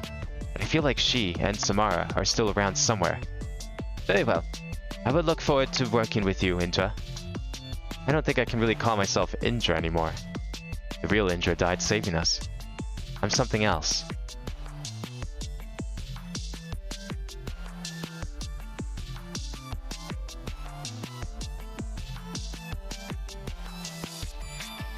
Well, damn, I didn't know we were that close to the end. I wonder, though, was that the bomb? Is it possible that bomb did, like, go through the breach? Like, okay, I'm starting to see the connections, the potential connections to the other game. Because we know that the other game also had a breach bomb that went off at some point by someone. There was a war that was mentioned. And we saw a lot of the same technology here. So it's probably a lot of the same race. And it's possible that those events happened in the past to that world, but were also the events recorded here. So I'm thinking there's definitely some sort of, aside from the obvious time travel shenanigans that we saw in the first game, I'm thinking there's some other not so obvious time travel shenanigans implied in this game, which I'm guessing we'll probably hear more about once Axiom Verge 3 comes out. Because I think those are supposed to like kind of tie 1 and 2 together. Like the idea behind this game was to set up more story that would allow Axiom Verge 3 to make proper sense. So I'm guessing we'll probably get all those answers in the next one. Whether or not it's going to be a direct continuation of like this little bit here, I don't know. Maybe this gets explained if, you know, we found all the items. Maybe it's one of those situations.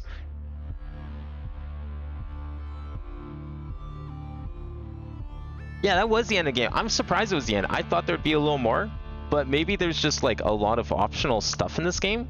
Like, I want to see what my item completion rate is, because maybe we'll go back and explore for a little bit, because I'm curious now if there's more that we can go find.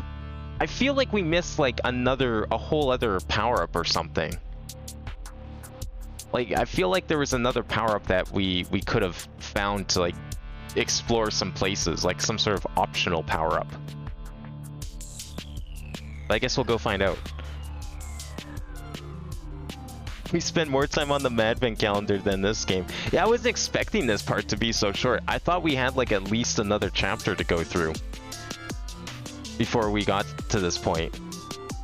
I didn't think we were like right at the end of the game. I thought we were going to get the grate and then we would have had to do a little more exploring And then maybe after that, maybe then we'd see the rest of the game. But I mean, hey, you know what? Let's let the edits play out. And we'll either go back and look for more stuff, because I'm willing to do that. Or we'll see if there's something else after this game. Or we start another game. I don't know what that will be, because I was just explaining how I didn't think that far ahead, because I didn't think that we would have this small of an Axiom Verge stream. But let's see the final stats. Let's see how far we got. 12 hours. That's not too bad. 66% items, 89% map. Only 46 deaths. That's better than I thought. I think that's better than the first game too. But 66% items. I only got like half the items. Half the items were optional. And I think the majority of that percentage is me trying to find the way forward and get the items I needed.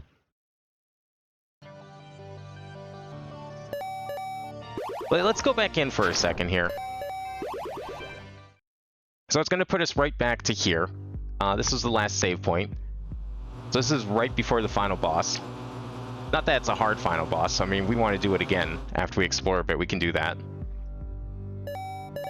But let's go some places and see what else we missed. Because, like, I mean, clearly, like, there's at least 10% of map here that we haven't seen. Let alone, like, another 34% in items. And I have no idea where they are. Well, let's figure out where we can go. Because maybe, yeah, like, we can go through that grate now.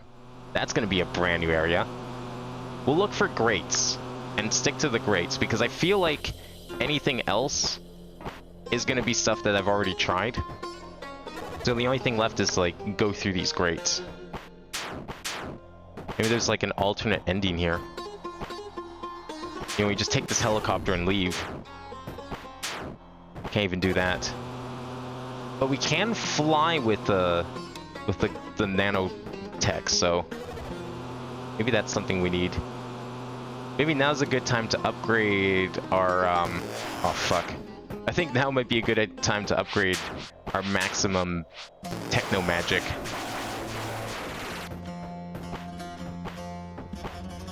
See if we can't explore more of this map, because yeah, there's clearly something up here. There's probably something over here too. Can we go through here? Or is this just like all generic outside the map stuff that just kind of exists because why not?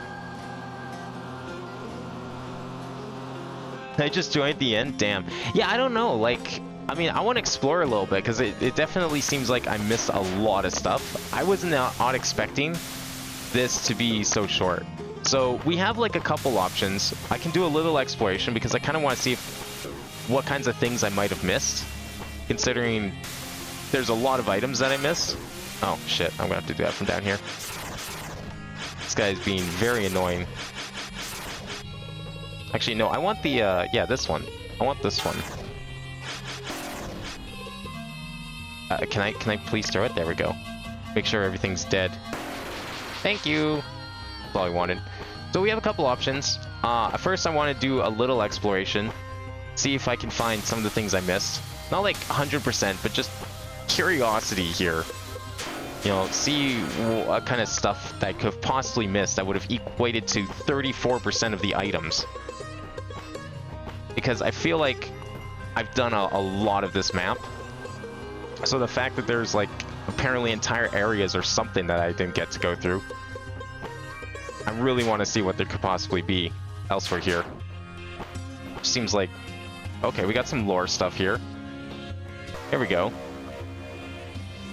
Elutil, at every instant of time, every possible moment where one might observe a thing occurring, there should be a limitless possibility for what can then come. We can conceive of this. We expect this. Why did our ancestors believe in An, Eki, and Liel and Ilana? Because such things should be possible. And yet they are not, because somehow outside of our world, Kanger, is another world, a bigger world, Ansur, and from the moment we observed its existence, we became chained to it. The things we have learned cannot be unlearned. The only path forward is as a slave to the mother, or is it? One must understand that of the infinite possible ideal worlds, there are infinite Ansurs, each with a Kager tied to it, and then are an infinite Ingers that are freed of Ansurs. The solution? Every Kinger that finds itself tied to an Ansur must destroy it.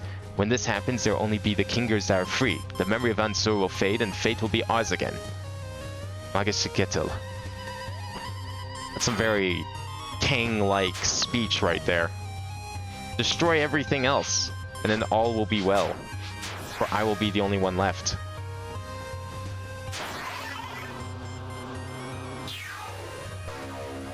Well, here's an item we missed. How much is that?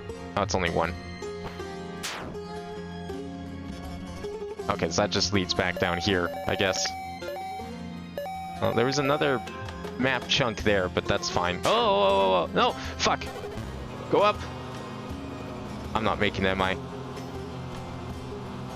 Oh, I want the note. We gotta go back. We gotta go back! Now I'm down here without any magic. Can I get some of those skills upgraded? Is it this one? Nanite Cloud Speed. Oh, kind of want that. Which one upgraded my magic? This did. I'd rather go for the Cloud Speed. That sounds interesting. Okay, I'm just gonna try it again. I'll try falling from here. Where was that grate that I saw when I was falling? Was it a room down? Was it down here, maybe? Yeah, I think it was here. What's the best way to get there? Not easily, that's for sure. Okay, I'd rather just do this then. Oh my god, we doing this again? No, we're not, because I am not going to allow it.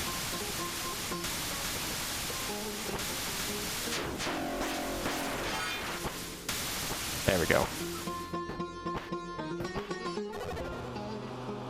Yeah, I would really love the speed upgrade, if anything.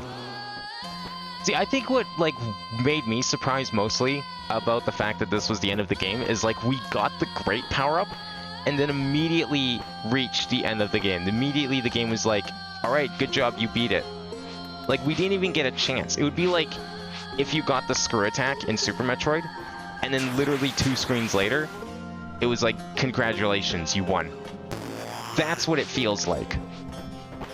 More than anything. So I think that's what mostly caught me off guard here. I have been observing the entity in Sagiga referred to as the Lamassu, which we suspect is some form of AI that communicates through various terminals around Hengir. Kengir? I still think that looks like a K. Similar to Ansible's and to our portal to Antarctica, it appears to possess trans-world properties of its own, raising the question of whether its mind is even located here or if it is actually broadcasting from yet another world. Of late, I've been thinking about the apparent connection between the Lamassu's power usage and time flow in the breach. There is evidence that it was able to bring forth weapons and equipment beyond the technological capacity of the people here. How did it do that? Why would it do that? Why did it stop? So that raises the idea, the theory, maybe, perhaps, the Lamassu... I don't think I'm going to be able to reach this, but I want to anyways. Nope. Okay, cool. Cool platform. Guess we're not seeing what that is. It raises the possibility, the theory, that maybe the Lamassu is the same robot that helps Trace in the other world, or one of the robots involved there. Because a lot of this is the same tech that we see in that game. So there's a good possibility that it's the same race of robot people. And that they very likely, probably... I can't take this because I don't have... Yeah, everything's full. They probably have, like, multiple worlds worth of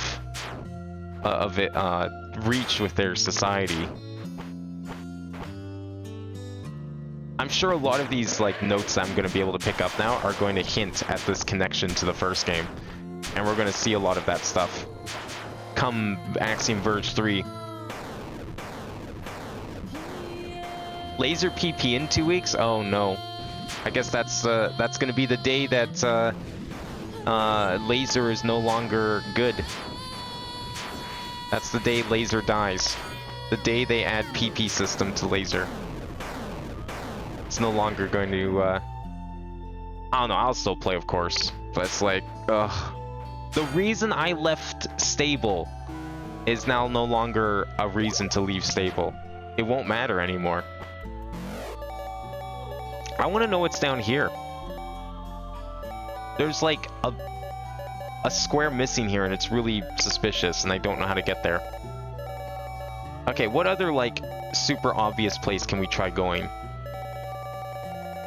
Or we call this like complete quits. How about over here?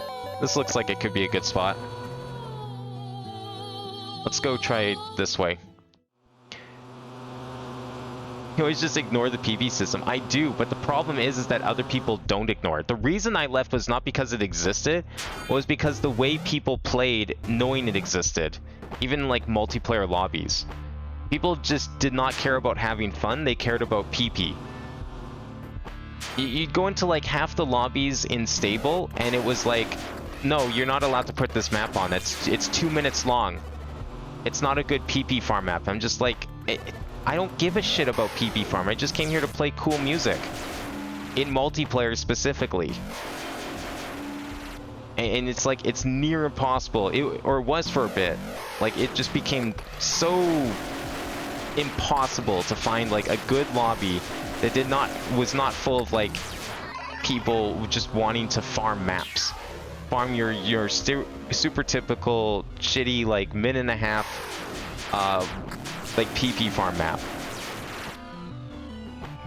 Even if it wasn't Sotarks, it was some equivalent. And that's what I'm afraid of is going to happen with Laser. Is that it's going to attract all those people again, and they're going to like just want to play maps like that. Because like when I first came to Laser, it was full of people wanting to play like all the really weird and fun and dumb maps. Because it was just people playing it to have fun and not give a shit about that stuff. Because it didn't exist. And then like slowly over time, those people started coming. You know, because they're like, okay, well PP's coming soon, I want to check out Laser. And it's like, then they just start complaining about all the little quirks of Laser. And it's like, yeah, the game's different. So I mean, maybe they won't come over because they just hate the way Laser feels. But you never know, and I don't expect them not to. Especially considering how they promote this game as like the future of Osu. So they'll probably come over eventually. And then it's just going to be the exact same situation yet again.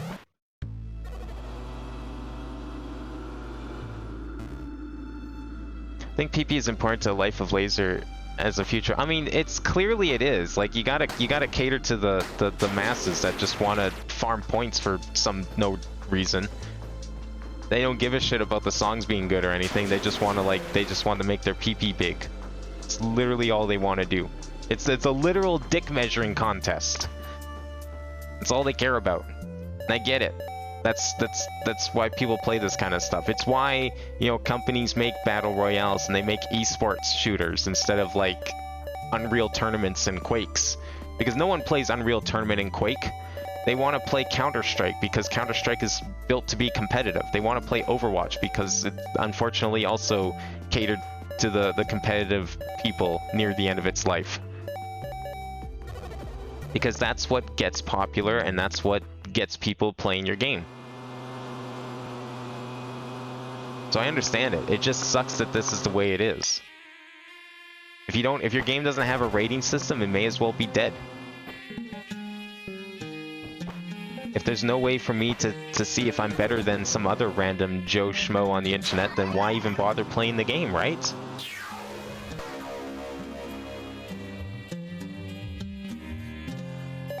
Let's see.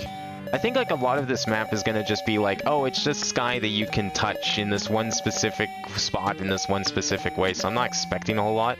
This room in particular looks interesting. Because I haven't been able to get to it yet, and I think it might be grate related, so let's see if there's any notes down here or anything. Notes or some sort of power-up.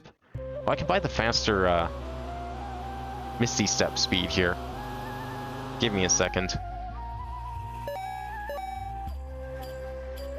Trying to become an esport is an easy way to make a toxic community is what I'm hearing at the moment. Yeah, basically, that's a good way to summarize Here it is. That's a good way to summarize how I feel about, you know, a random public lobbies in stable Osu. And proof of that being that those didn't exist in Laser, because guess what Laser was missing? A ranking system. But it will be interesting to see what happens, because there's a lot of little changes to the way the mechanics work, and I know a lot of people that came to Laser tried it out. They were like, yeah, this is my first time playing Laser. And then they play like one song and they're like, what the fuck is this shit? What did they change? Like, yeah, that's just how the game works now. And they're like, well, fuck this, I'm going back to stable. And they immediately leave the lobby and go, and I'm presumably go back to stable. Which is pretty hilarious, if you ask me. It's not even that different. It's just like little things like the way that, I mean, it's things that they've adjusted since, mind you, to be fair. I think they've pretty much gone back on a lot of those little changes, like the way, well, except for note lock. Note lock is like the only thing that still hasn't changed. That's what Classic's for. And apparently putting on Classic is just too hard for some people. Even though I've mentioned many times to them, it's like, okay, well, if you try Classic, it will do all the things you want. It will make the game play exactly how you want. They're like, no, I don't want to put on Classic. Why should I put on a mod that isn't like, you know, the other mods that I put on, like Hard Rock and all that? Like, I don't know what to tell you, man. Just put on fucking Classic and the game will play exactly how you want it.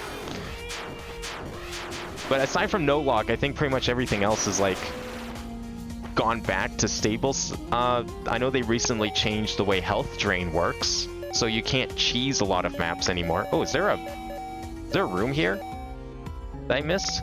Looks like there's an entrance to the right here. Okay, let's go back and see what this is.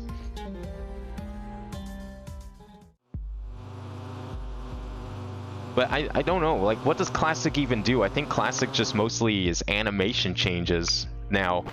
Like, half the reason Classic existed was just put into normal Laser gameplay anyways. Oh, this is what I missed.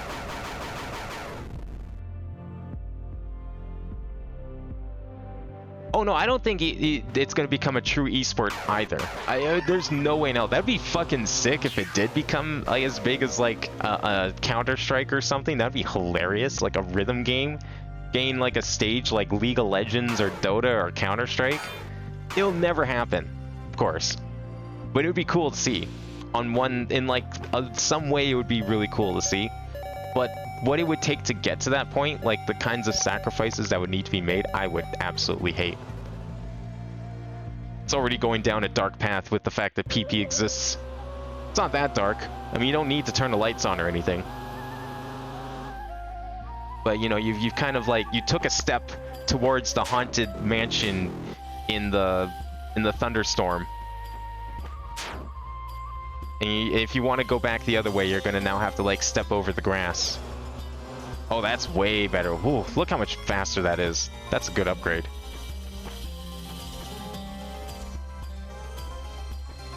Adjusted slider leniency is a big one they just did.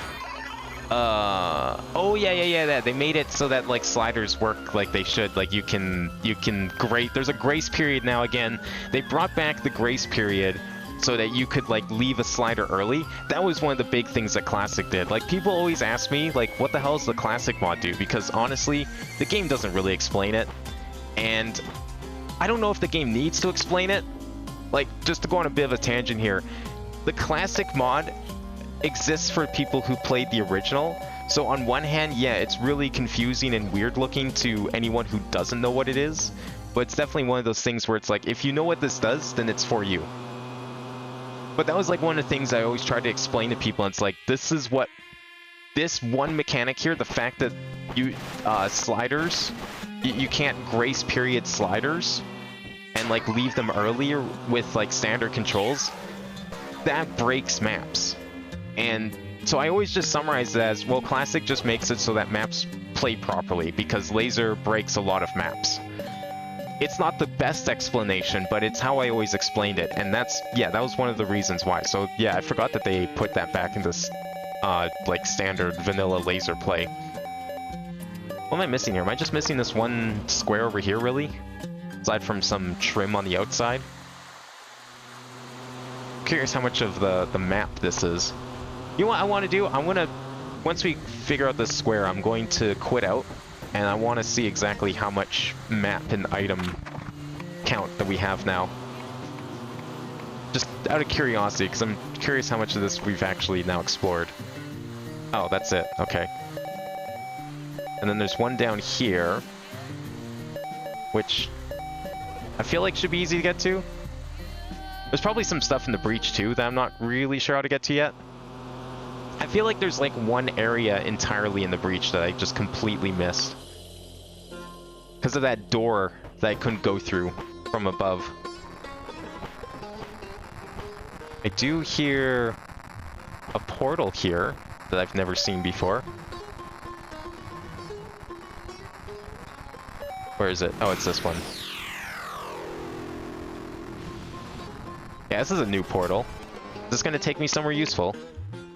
Ah, here we go. Okay, here's a new area. Ranking system makes the community more toxic. Interesting. I'll take notes. It can, because like what happens is you attract the kind of people who all they care is about making their ranking go up, and they just want to do it in like the fastest way possible, and they don't give a shit about like it being fun or not. They just want the most efficient way to make ranking go up fast, because bigger number makes them look cooler.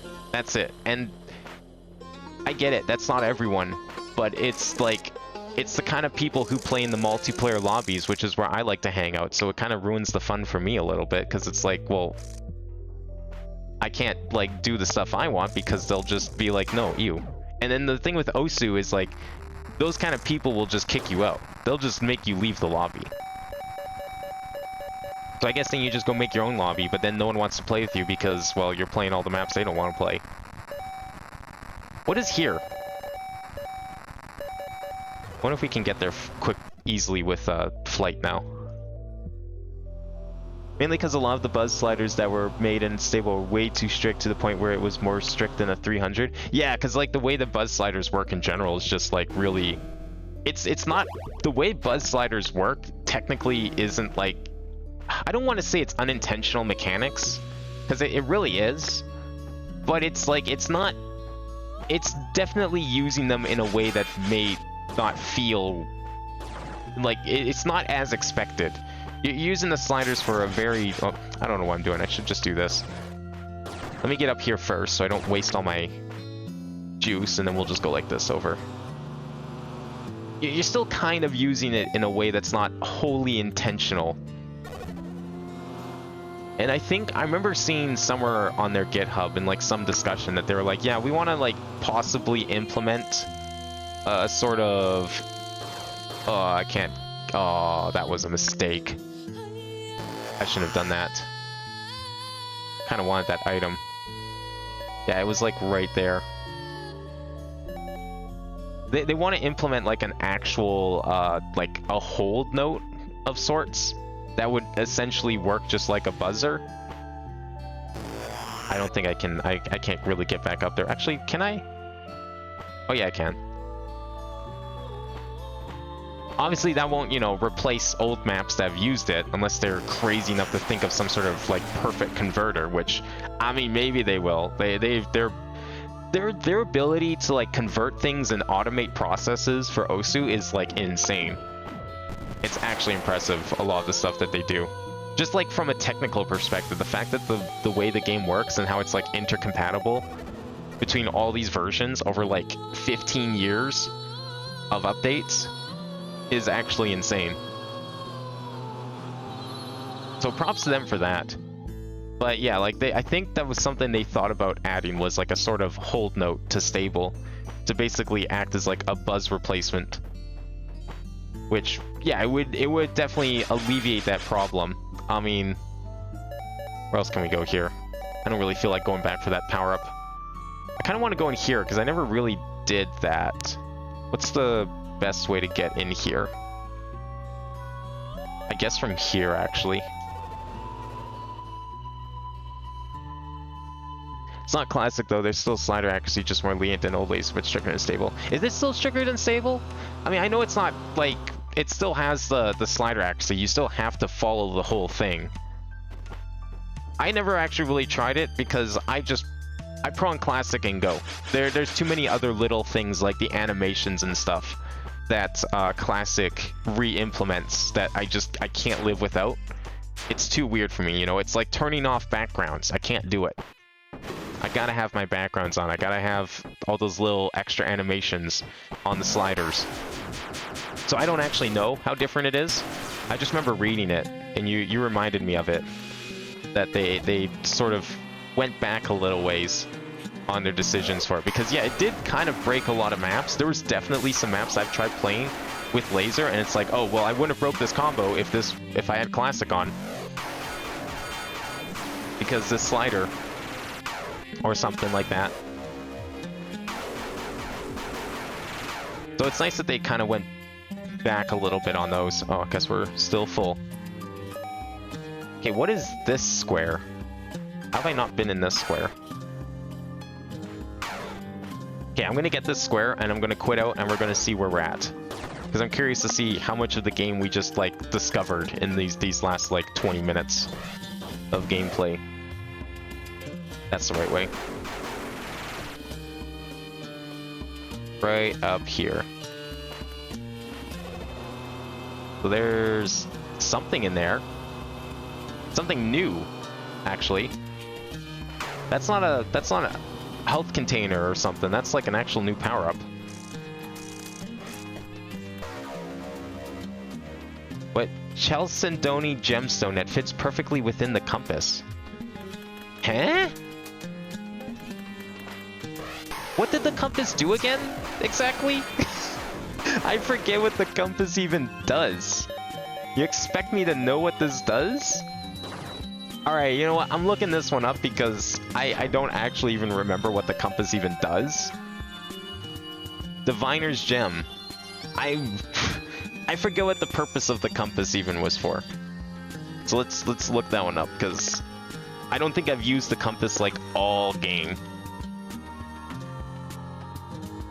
Also, the sheer amount of licensed music definitely helps those who become somewhat of an esport. I mean, yeah, they've got like actual music now, right? Like they've got their lineup of actual artists that have actually said, yes, you can have your songs in the game. The game has a soundtrack now. It didn't have that before. That's a huge boost for sure. Yeah, Sable has no slider accuracy whatsoever, and I guess the classic mod probably still removes that entirely. Let's see. What does it do? This doesn't tell me at all what it does. I love when the wiki just copy pastes the item's description and does not tell you what it does. Diviner's Gem blinks when there's skill point flasks nearby. Oh, okay. I see. It's literally to find skill points. Alright, let's teleport to a save point. And we'll save and quit quickly. And I want to see how much the numbers jumped. Because we were at like 66 and 88, I think, before. Or 87. Or 86, I don't know. Something like that.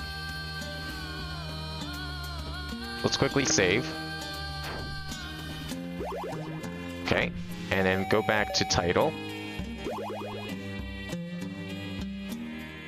Imagine if the compass was the hint system. Nah, the compass I think is just enemies. Or something like that. I don't think it was anything like really drastic. Okay, we're at 92% item and I've collected another 6%, or sorry, I've collected another 6% item and we're at 92% map. So pretty much like we've been everywhere, it's just item collection that we didn't do.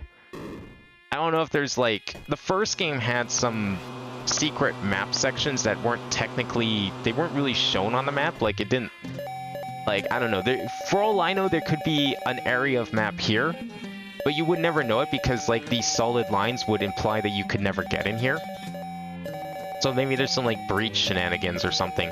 Like there's an area down here that I don't know how to get to because this exists, but I need to get into there through here first. But I don't know how to do that. I want to find this. I think that's going to be my goal.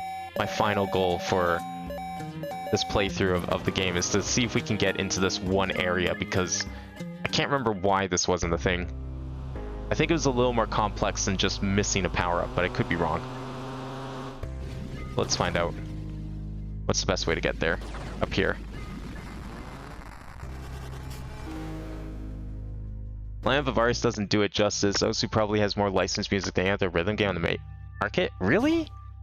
How much stuff do they have now? Because I've never really, like, looked at their official stuff because, I mean... Look, I don't think their official stuff's ever gonna have, like, Aniki Remix number 547. Let's be real. We're not gonna get any Gotchi Bass in an official capacity anytime soon. Where am I going to get there? I guess we can try going up and around.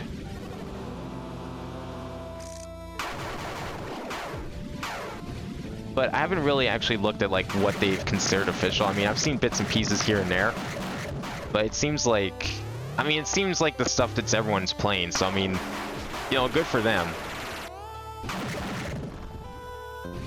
But I haven't really, like, weirdly enough, I don't know, maybe it's just because I'm not looking at it, but it seems like the game is still in an official capacity anyways, missing a lot of like the types of things I come to expect from rhythm games, like the kind of the songs I expect in most rhythm games, officially I don't think are still like not in Osu. And I don't mean like Konami stuff, I mean like stuff from like other non-Konami rhythm games that you normally see. How do we get in here? Wait, can I go through this? No. What the heck? Okay, well here's a new mystery. How do we get this item? Where are we on the map? We're like here. There's no portal here, so I don't want to leave. I have no idea how to get down there. Maybe there's a secret wall? Could be. Not seeing anything.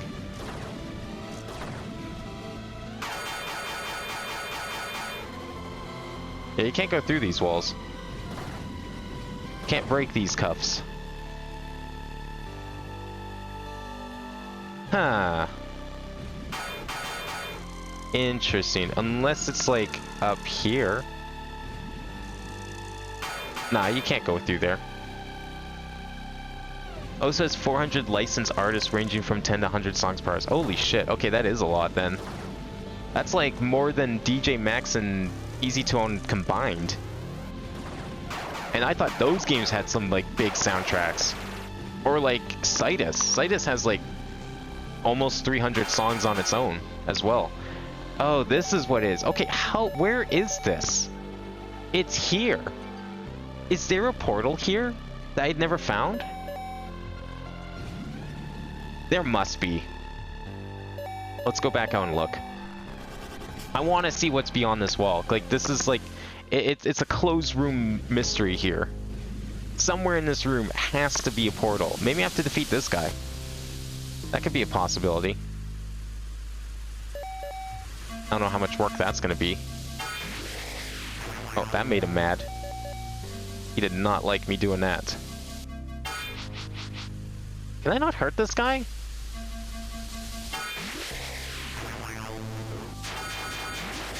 I don't think I can.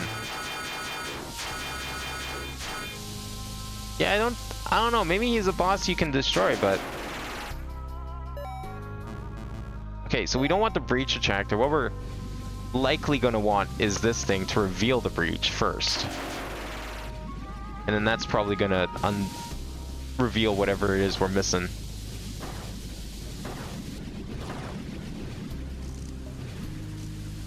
But I don't know where this could be. Oh wait, I hear it. That's got to be it, right? Or is that just the surface? Oh, that's the waterfall on the surface.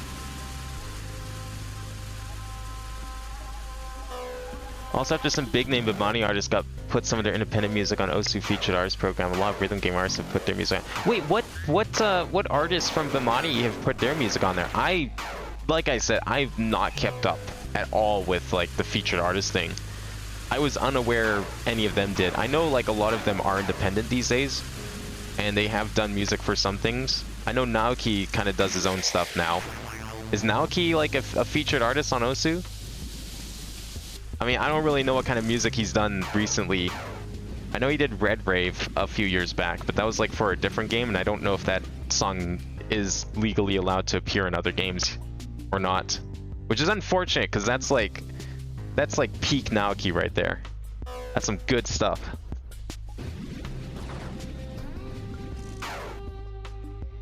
I wish that song could appear in more games. I don't know.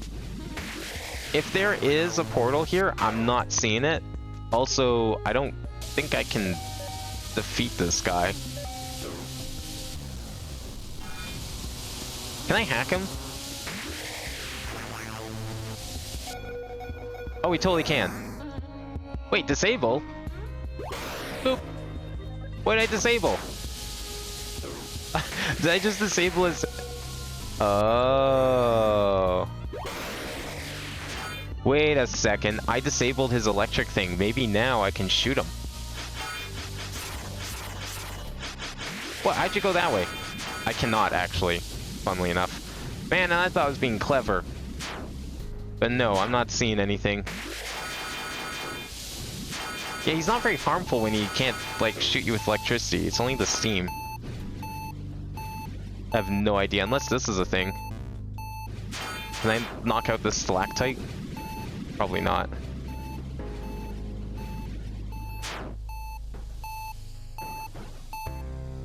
Weird.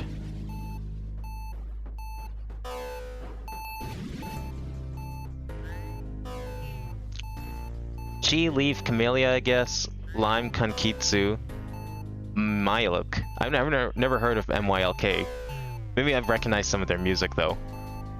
Nora 2R I recognize. 3R2 even, okay. Well, definitely a lot of really good ones. I mean, that's definitely a lot of the kind of music that Osu's played before. I mean, it's pretty cool that they're like a legit game. I'm surprised that... Like, I'm impressed and also surprised that they're still free to play. To be honest. Like, if there was any time to go paid, it would be now. But the fact that they haven't is respectable, and I'm glad they haven't. Because, like, it's definitely some of the most fun you can have for free 99.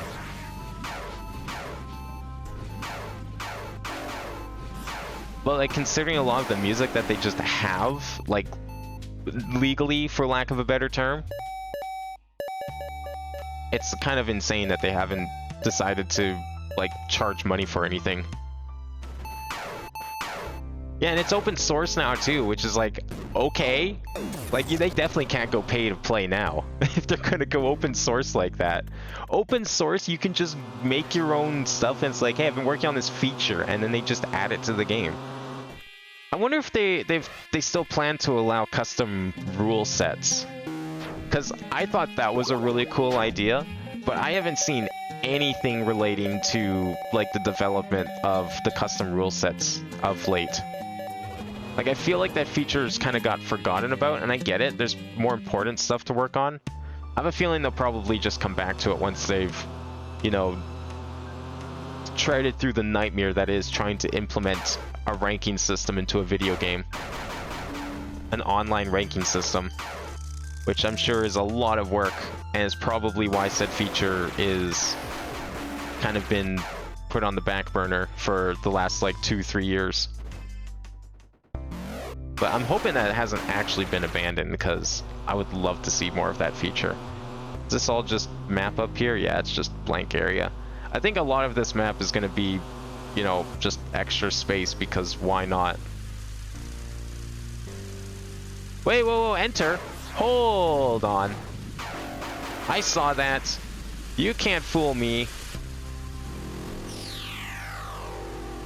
What is this? Yo, did you see that? Was this some, like, ARG shit? Right, right, right. Up, left, down. Right, right, right. Up, left, down. Where do I do this? Where do I enter the secret code? I need more magic. Where am I getting magic? Do I have to really go down to one of those machines? You know what? I'll just teleport and then walk back and then we'll have magic here. I saw that entrance. It said enter behind the waterfall. That's the kind of shit I was hoping I'd get to find. You know, cool shit like that.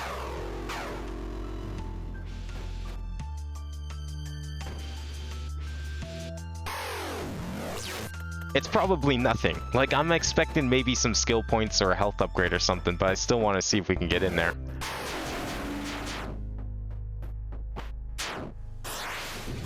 I think they do, but it's on the way back burner until PP is implemented, because, yeah, that's the big hold up every once in a while. Yeah, exactly. I mean, it makes sense.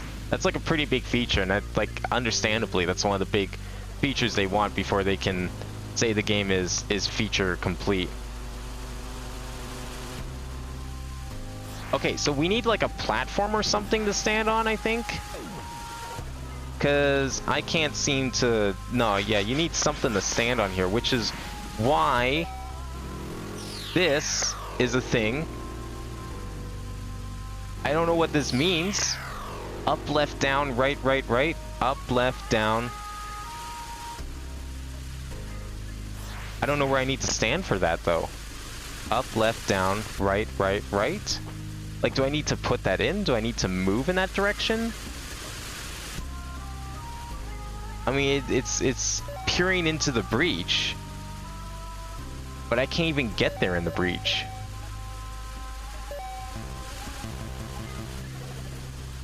Huh. Okay, now that I've got my speed up, let's go for more magic, actually. I need one more for that. Oh, of course, I'm still out, but, you know. Up, left, down, right, right, right. What does that mean? And get some magic down here. Like, there's an entrance behind the waterfall, but I don't know where it wants me to do this.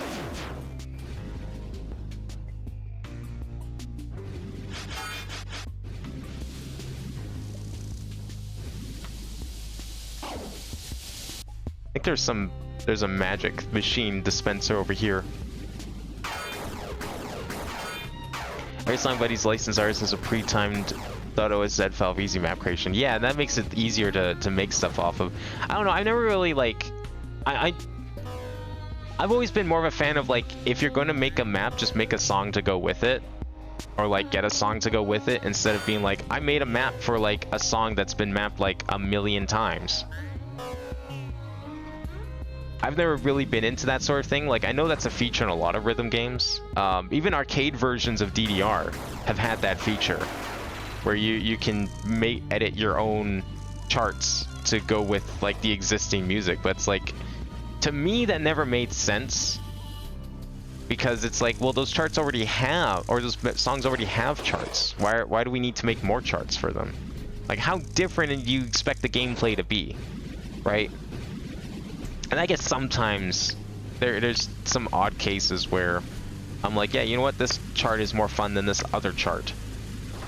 But for the most part, I'm just like, that's cool, I guess, but, like, I don't need it. I don't care for that. Okay, so there's, like, more to this pattern than I expected at first. So we've got, like, up, left, down. Up, left, down, left. Right, right, right, right, I think, is the full pattern. Up, left, down, left. Is this like some Konami code shit? Up, left, down, left, right, right, right, right. That did it! Yo! Oh my god, that's sick. There's even an achievement for that. Holy shit. Okay, what did we get for this? A note? I hope it's a note. I hope it's not like just skill points or something. A note would probably be the best prize. Oh, it's just skill points. Okay, that was still cool. That was a cool secret. I wonder if there's more of those around. Where's the map? Let's take a look where we are. Yeah, okay. You know, classic secret behind the waterfall, but it was kind of sick. So it was pretty awesome to find. It still doesn't tell me how to get in here. I have yet to figure that one out. I don't know if there's like a breach around here somewhere or what, because this is completely blocked off by a force field that you cannot get through from this side. And I don't know of any portals on this side. So I have no idea how we're supposed to get there. Is there anywhere else that looks like immediately suspicious? Because I don't really see anything else. I feel like we've kind of scoured a decent chunk of this map now. And maybe item-wise it could be better. We're up to like 75% in items, I would estimate. Okay, how about up here? Haven't really gone up top here. Let's see how high this map can go.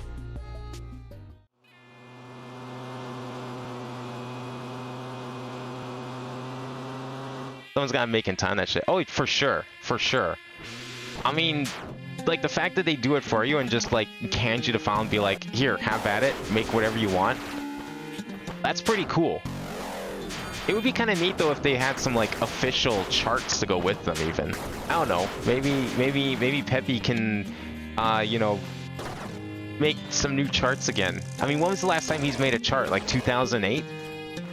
Come on, I want to see his awesome charting skills again.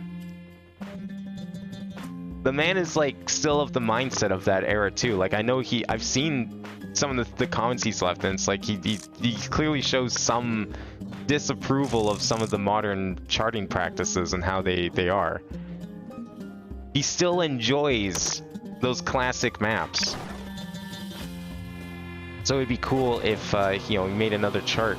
Imagine if it was in like the classic style.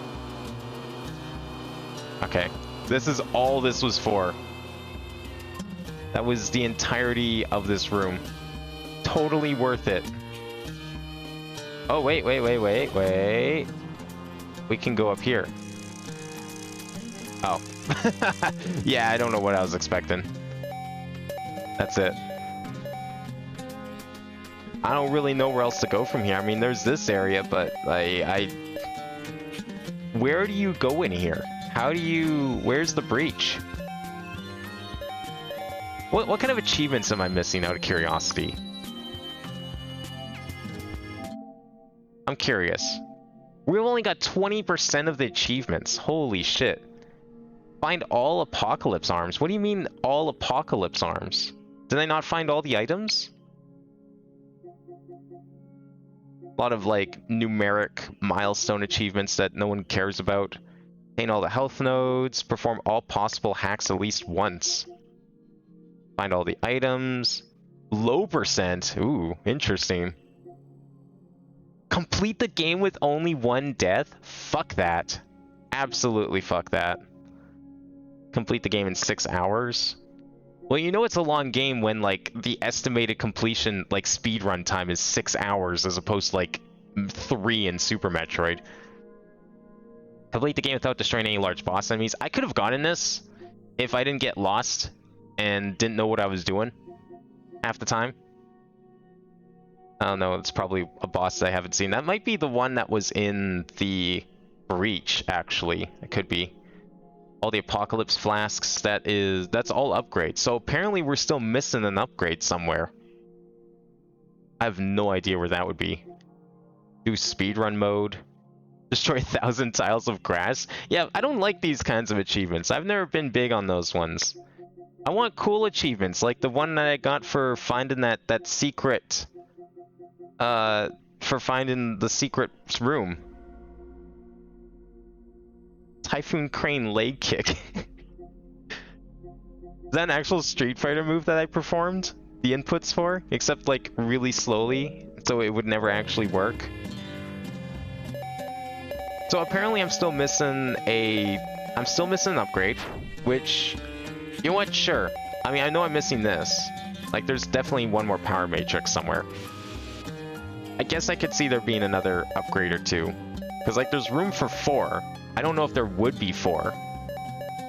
But there's definitely room for them. There's probably... I would imagine there's, like, one more Apocalypse Flask. Hmm. But where would it be? Aside from like that one obvious area in the breach.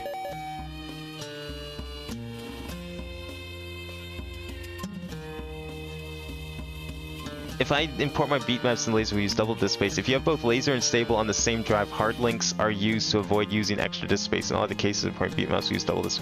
Wait, they implemented hard links? Like, natively? Are you kidding me? I didn't have to, like, move everything? I mean, I get it. I was playing the game, like, 4 years ago, but... Man, where was that feature? 4 years ago. No, yeah, like, I wish they weren't stored in fundamentally different ways, because I hate that you can't, like, you know, go into the files of your beat maps. I wish they'd at least, like, keep the old system for, skins, because skins are a pain in the ass to deal with now. Well, I don't know where else to really go in this. I don't feel like going for 100%, but this game is pretty fun to explore. Let's, you know what? Okay, let's go finish the game one more time. What the hell? Let's go finish the game one more time. And we'll put a wrap on Axiom Verge 2. As a result. What time is it? Okay, it's like 10 o'clock. I don't think I'm gonna start a new game today. I've stretched this one out long enough, I think.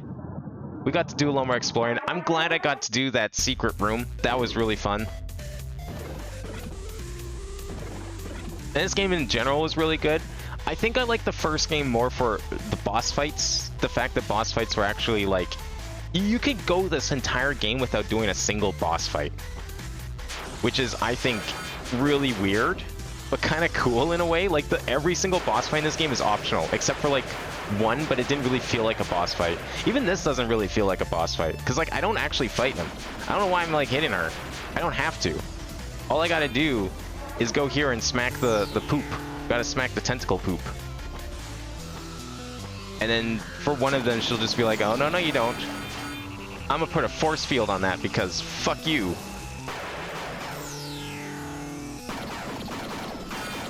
But every single other one of these, it's like, okay, well, this one too, I guess she does. I don't remember how she gets rid of it. I think I have to explode it. But the thing is like, you can't lose a boss fight. Because if I die, I just respawn. Because that's just like the nature of the lore, which is fine. But it makes the boss fights like super easy. Like even Trace like had to respawn in a different room and restart the fight. So it still felt like a normal Metroid boss fight. So I don't know, I mean it's fine. The rest of the game is great. The rest of the game that has a really good amount of exploration. It's fun to explore. I love how open-ended it feels. Even if I did get like stuck a few times and just missed something kind of obvious. It still feels really good to play. And I look forward to Axiom Verge 3 whenever it comes out. Hopefully that's like not too far in the future. Because like this feels like, I don't want to say gold standard, but it's a very high quality. It's one of the greats. I've definitely put it up there in the same level as like Metroids and I don't know, even Hollow Knight had some really good exploration too, but it never really had... The problem with Hollow Knight is it focused too much on bosses. It didn't feel Metroidy enough. This feels Metroidy. Because of like, you need power-ups to get through places, you have to find the power-ups, and there's even some puzzles on like figuring out how to get to certain areas for some of the power-ups. Try exploding again. Maybe I do have to do enough damage to like rescind the... Yeah, I guess I do. There we go. Oh no! Okay, we went through all this already. And then the real fake Indra comes in with her jump rope. The real fake real Indra. I don't... What do we call it at this point? Having the same problem as Indra here. It's like, who are we if not Indra? They added skin search? Like, that's just local skin search, right? Does it look for skins on your hard drive or something elsewhere? Kind of like the songs? Because I think, you know what would be really cool? I hope that they do at some point, but it would be really cool if they added a skin browser. Just like how there's a song browser. I don't know, like, the ramifications of such a system. I don't know if they can, if that's even, like, feasible to do. But I think that would be really cool if there was, like, a convenient and easy way to download skins in the game. And maybe that's something they'll add in the future. Maybe they'll, you know, also add, like, a rule set browser as well. We have a bajillion skins. I hate scrolling. Well, the problem is for me, half of my skins are all named the same thing. Y'all remember like the million versions of the skin I used that were modified and made. We had like the pizza skin. We had the slightly invisible skin. What other edits did we have? I don't know. There was like tons of edits, but they're all just named the same file. Like, there's no point searching for them because I don't know what any of them are. It's like a 1 in like 30 chance I'm gonna pick the one I want. So I haven't actually touched the skins personally since, because I'm scared I'm gonna forget which one it was, which is likely to happen. But I guess the search is kind of cool. Like if we're talking like a search bar, I guess that's pretty good. That's a useful thing. I mean, I do have a lot of skins, so I would be the appropriate market for such a device. Well, I think that's actually going to be it for Axiom Verge 2. Very good game. Good follow-up to Axiom Verge 1. Very similar quality. I await the threequel at some point, and the 4th, 5th, 6th, and 7th game whenever he decides to make those, because apparently this is going to be a 7-game series. Man has the entire plot ready and planned out. He made like an MCU docket. The guy's like making his own little cinematic universe over here with all this series of games. But I think he said he was going to like take a break after the 3rd game for a bit and then come back to 4 through 6 at some point in the future. Hopefully he gets to them, maybe. I mean, we'll see how long that takes. But this one was really good. I have yet to really play. I haven't played a lot of Metroid games that feel as like open-ended in exploration as this one does. Like, this has Super Metroid's exploration to it. Not even Dread really had that like sense of exploration. It still felt fairly linear, but I think people have found like some intended sequence breaks. I know there was like at least the one where you could do crate without bombs or something like that, or you could get bombs early and then do crate. I don't remember what the order was because it's been a while since I played it, but there was at least like one intended sequence break, and I think people have found a couple others since.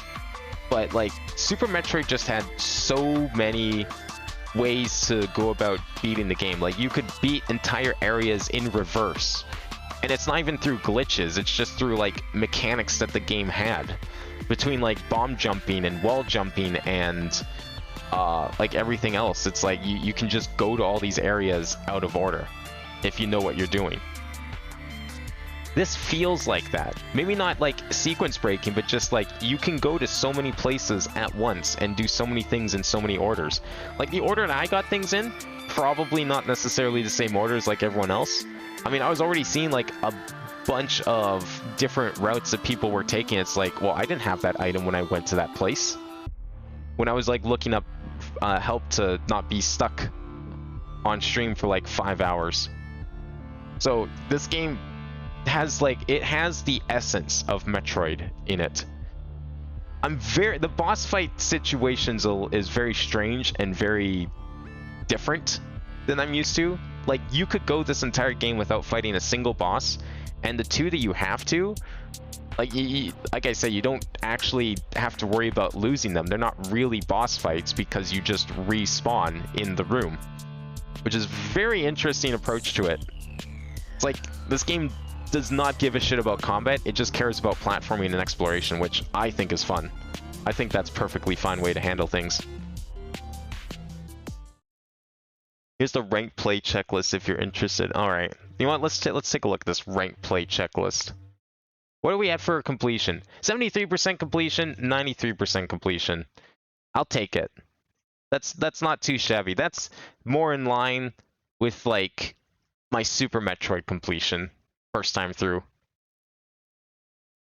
Still, very good game. Good follow-up to the previous one. I await number 3. As for what's next after this, like I said, I wasn't prepared for this game to end so early today. I thought we had like at least one more decent stream out of this, and I kind of made a decent stream out of this by stretching it. But there's a couple options we have for what's next. I'm thinking, so I want to continue doing Metroid games for sure. I've got like a laundry list of Metroid games I'd like to get through, including of course Metroid Prime. Now that I can do DS games, Metroid Prime is like 100% on the table because I have a copy of Hunters sitting around that we can play. I don't have any way to play Pinball, but who cares about that? Pinball is great, but my copy's dead, and I don't feel like buying a new one because it's surprisingly an expensive game. I was shocked to see that, but that's that we'll have to skip that one. But the other 4 we can totally play. We can play the actual Metroids. There's a couple others that I still have to play. Ori 2 was also on the short list. I have that sitting around here somewhere. I don't remember what system it was on, but I do have Ori 2 because I did stream the other one. What was that, a year ago now or something? There's a couple smaller ones on Steam that I was kind of put on the next to play kind of list. Then there was also another game that was not a Metroid game that I wanted to play this month. I might put it in. I might do it next on Monday, whenever that is. It's not gonna be next Monday. I don't think I'm streaming next Monday. But I think we might do that first, just because I've been wanting to play it for a while, and something a little different than a platformer, because we've been doing a lot of platformers lately. So I don't know, it might be a Metroid game, it might be a literal Metroid game, it might not be a Metroid game at all. And I know that sounds really vague and bad, but it's those refer to 3 very specific games. I'll tell you right now, those refer to 3 actual games, not just like literally meaning it could be anything. One of those being Metroid Prime 1. But I'll decide the next time I do a Monday stream, which will probably be 2 weeks from now. Would Metroids be considered a Metroidvania? I don't like using that term unless it literally has RPG mechanics. Unless it literally plays like Symphony of the Night, where you get XP from enemies, you have a shop where you buy gear, you have RPG stats like attack, defense, magic, speed, luck. If you don't have any of those things, it is a Metroid-like or a search action. I like the term search action, but Metroid-like is it's easier for people to understand a Metroid-like than despite search action, to me, rolling off the tongue a lot better. I don't like using the term Metroidvania unless it's specifically a Castlevania Symphony of the Night clone. Well, I say clone, but it's something similar to that. Like Bloodstained Ritual of the Night, that is a Metroidvania. Axiom Verge 2, that is a Metroid-like. Yes, there's skill points you can get, but I don't consider that the same thing. Ori is a Metroid-like. What was another one that we played? That Pokemon game. That is a Metroidvania. Because it's literally RPG battles. I'll put that in the Metroidvania column. But no, I like distinguishing between them. Metroidvania is definitely the more generic one. I mean, funnily enough, I watched a video on that upcoming Prince of Persia game, which by the way is going to be streamed. I don't know when I'll buy it, but it will be streamed at some point because that game looks amazing. It looks like Dread. It looks like Metroid Dread in terms of quality. So I am really excited to play that. I hope it ends up being good, and I hope it doesn't end up just like complete flopping, because if you make anything to a Metroid game, I'll like much more likely to play it. But that Prince of Persia game looks really good. And it was really weird hearing someone use the term in an official capacity, the term Metroidvania. Like this was a 9-minute gameplay video on Ubisoft's channel. And they described the game as a Metroidvania. It's the only time I've seen someone outside of indie circles use the term. And I know that Steam has a tag called Metroidvania that people put on things. And I know that I think there's even like a category that Steam has promoted called Metroidvania. But whenever a game is put out, even Nintendo doesn't call their games they don't just say it's a Metroid game, they call it a search action game, I think. And a few other people have used that term as well. But no one uses the term Metroidvania. Even when like a Castlevania game comes out, or like Bloodstain came out, no one called it a Metroidvania. Even like Iga made his own term called an Igavania. And I feel like that's partially because like you can't say Metroid because it's a copyrighted term.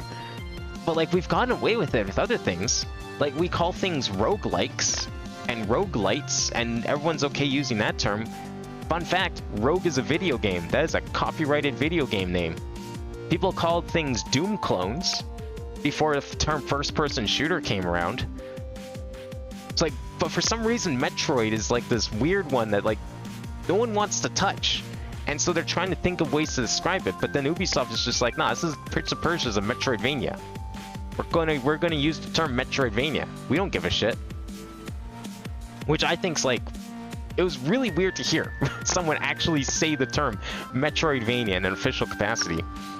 But yeah, that game comes out I think on January 18th, I think it was. I'm pretty sure it's a full price game, but considering it's not literally a Metroid game, I'm not sure I want to pay that because it's an Ubisoft game.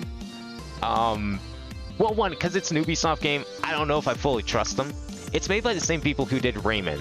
Rayman Origins and Legends. So I mean, I trust them a lot more than like literally anyone else at Ubisoft. They're the good team.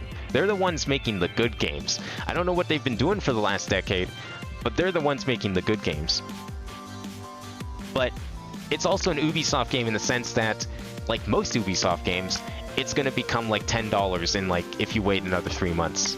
Why pay $80 for a video game when you know guaranteed it's going to become like $15 in the bargain bin at GameStop in like in 3 months after release? Doesn't matter what it is. Rayman Legends and Origins also did this. Pretty much every Far Cry game and Assassin's Creed game does this constantly. It is a guaranteed fact that every single Ubisoft game will be heavily discounted months after release. So I'm never going to pre-order or buy day one an Ubisoft game. Doesn't matter how much I like it, because I know for a fact that it's going to be a waste of money. This game, too bad it was a step down from Mitchell. You didn't like it as much? I thought this game was great. I think the only place this game really flubbed was the bosses, but everything else about this was like a step up, if you ask me. But yeah, no, you kind of just missed the whole thing. Honestly, I didn't. We were like 5 minutes from the ending, where I left off last time. But I managed to stretch the whole stream out for an extra like hour and a half. Most of the stream was actually doing Madvent Calendar stuff more than anything. I wasn't expecting to be so close to the end, so that's my fault. But I didn't really have anything else planned for tonight, so I just kind of like, let's see what other cool secrets we can find. And you know, there's a few here and there. There's probably a couple big ones I didn't end up finding. They've been remaking Rayman 30 times. Have they? Because, like, I only know of, like, the original series, 1, 2, and 3, and then the Legends and Origins games. Like, isn't there only, like, 5 Rayman games? Rabbids doesn't count. Rabbids was Rayman, and then it became not Rayman. So, okay, they have, like, 6 games. The only... Unless you mean, like, specifically Rayman 1. Yeah, Rayman 1, they've ported and remade, like, countless times. Rayman 2, I guess, yeah, it also got the port treatment a few times. I would say Rayman 2 got less of the remake treatment and just, like, a shit ton of ports right off the bat. And then, like, never got touched again until Rayman 3D on the 3DS. Well, I guess the DS version existed, too. But yeah, like, I guess I see what you mean. Those 2 games in particular. But every other game in the series has been touched. Like, they completely forgot about Rayman 3. That game just doesn't exist to them. And Origins and Legends, I don't even know if those games are on Xbox backwards compatibility. And they're definitely not on PS4, so you can't really play them at all these days. Those are PS3 games. The only real system, I only have them on Wii and Wii U, personally. I don't even know if I can play Legends, because I don't know if it was on my hard drive or if it's on my console. It might be one of the games that's corrupted, for all I know. What else is Rayman Legends on?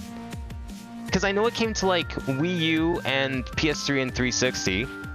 What else was it ported to? I'm actually not aware of any other ports of it.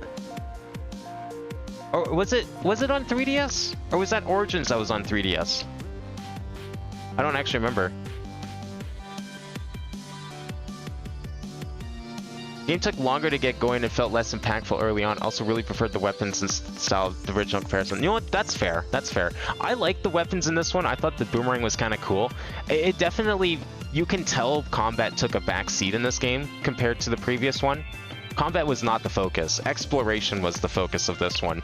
Which, yeah, that's a little different than a lot of, than your usual Metroidvania, Metroid-like, search action fare. But considering I play these games for the exploration, I wasn't too disappointed. I thought it was good, and I look forward to number 3. I'm not saying it's bad like Romancevania is, but it did seem like a step down from neutral. Oh yeah, I think that was another one I wanted to check out. Can I copy this? Romancevania, I think, did I look that one up before? I might have, yeah, you know what, I've definitely looked this up before. I think this was something I considered streaming, but I don't actually, oh, that better not have showed up on stream. I don't know if I was like hard on actually playing this or not. It looked interesting, that's for sure. Microsoft Windows, Nintendo Switch, PS3, 4. Oh, it was on 4. Oh, I didn't know Legends came to PS4. That makes a lot of sense, though. Vita, Wii U. Oh yeah, I forgot about the Vita version. It actually got ported to Stadia. Okay, never mind. Well, shit, I guess it did get a lot of ports. Man, why didn't they make a new one? Why haven't they been making more Rayman games? It's like, all Ubisoft is known for these days is Assassin's Creed, Far Cry, and I guess Watch Dogs. And like the odd, I don't know, can you even call them Splinter Cell games anymore? They sure as hell don't feel like Splinter Cell games. I think they just like forgot what Splinter Cell was and just used the name because it's sitting there. Too busy porting Legends. And it's just like Bethesda, you know? They're too busy porting Skyrim. They had to, while they cook up another Elder Scrolls game in the background. Pennsylvania is more gimmicky than anything else. There are definitely better options, to be honest. Yeah, it wasn't something I was like super into trying to play, but it looked weird and different. Like definitely the kind of thing I'd want to stream, just because it was so weird. But it was definitely lower on the list. Now I've got plenty of Metroid games. Like let me just like search for all the ones I have on Steam that I've been saving to stream at some point. Let's see what we have here, because there was a number that I was looking at. Oh yeah, there's one. I'm already like seeing 1, 2, 3, 4. Yeah, I have like a whole bunch sitting here that I was thinking like, yeah, I should probably stream these at some point. For sure. Oh, maybe that one will be next. Yeah, okay. So I think I think just before you got here, I was talking about it, but I think what I'm gonna do is next Monday there's going to be one of 3 potential games that I'm going to stream. One specifically, it's going to be either a non-Metroid game. I know exactly which one it is. It will literally be a Metroid game in the form of Metroid Prime 1, and we'll get started on the Prime series because I still have not played. I've played a little bit of 2, a tiny bit of Hunters. I've never even touched 3. So those are like that sub-series of Metroid is something that is like completely new to me. Basically I've beaten Prime 1 like 4 times now, but I've never played the other ones really. So it would literally be Metroid Prime, another non-Metroid Metroid-like, which I am staring at it right now in my Steam library, and I think I know exactly which one it will be, but I'm not going to say which one it is. So it's going to be one of those. I'm leaning towards the non-Metroid game just because it would be kind of more of a one-off thing. Not one-off as like one stream, but just like it's a standalone game play a couple streams of it, be done with it, move on to the next thing. But at the same time, I'm like, well, we just started doing Metroid games again after like all the Mario stuff that we did with Mario Wonder. But I don't know. Maybe I'll see. It's a 50-50 between those. A part of me doesn't want to do Metroid Prime yet because I'm like, well, they're gonna announce like Metroid Prime 2 remastered or something, and then Metroid Prime 3 remastered. And it may be like in the 1% chance we're on the good timeline. They'll be like, here's Prime Hunters ported to Nintendo Switch. But I don't think that's gonna happen. So I'm probably just gonna play the Wii trilogy more than likely than anything. But that's kind of like why I've been holding off the Prime stuff. That and the fact I had no real good way of streaming Hunters until now. So that's kind of the plan. Next Monday stream I'll know for sure, because you'll see it when it happens. Tomorrow we're gonna finish Wind Waker. Depending how long that takes, which could end up taking the same amount of time as this, honestly, I will have another game ready to go tomorrow to replace Wind Waker. So there might be 2 games tomorrow. Wednesday should be Mario RPG, because I know that's been neglected for a while. Example of a better game. Years of Shadows. Hold up, what is this game? Alternatively, Gollum is 60%. Are you telling me Gollum is better than Romancevania? Oh, I already have this game on my wish list. Huh. Yeah, you know what? I might actually have this on my I should probably stream this at some point list as well, even.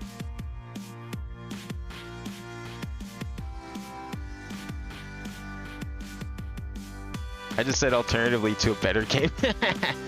No, I don't want to play fucking Gollum. I don't even like Lord of the Rings. I fell asleep watching the movies. You think I'm gonna be able to stand a fucking Lord of the Rings video game? I won't even know what's going on half the time because I never saw like half the movies despite sitting through them all. I was asleep. But no, I think I already know what I'm gonna play next. We'll probably see it next week. There's a 60% chance it's gonna be the non-Metroid game.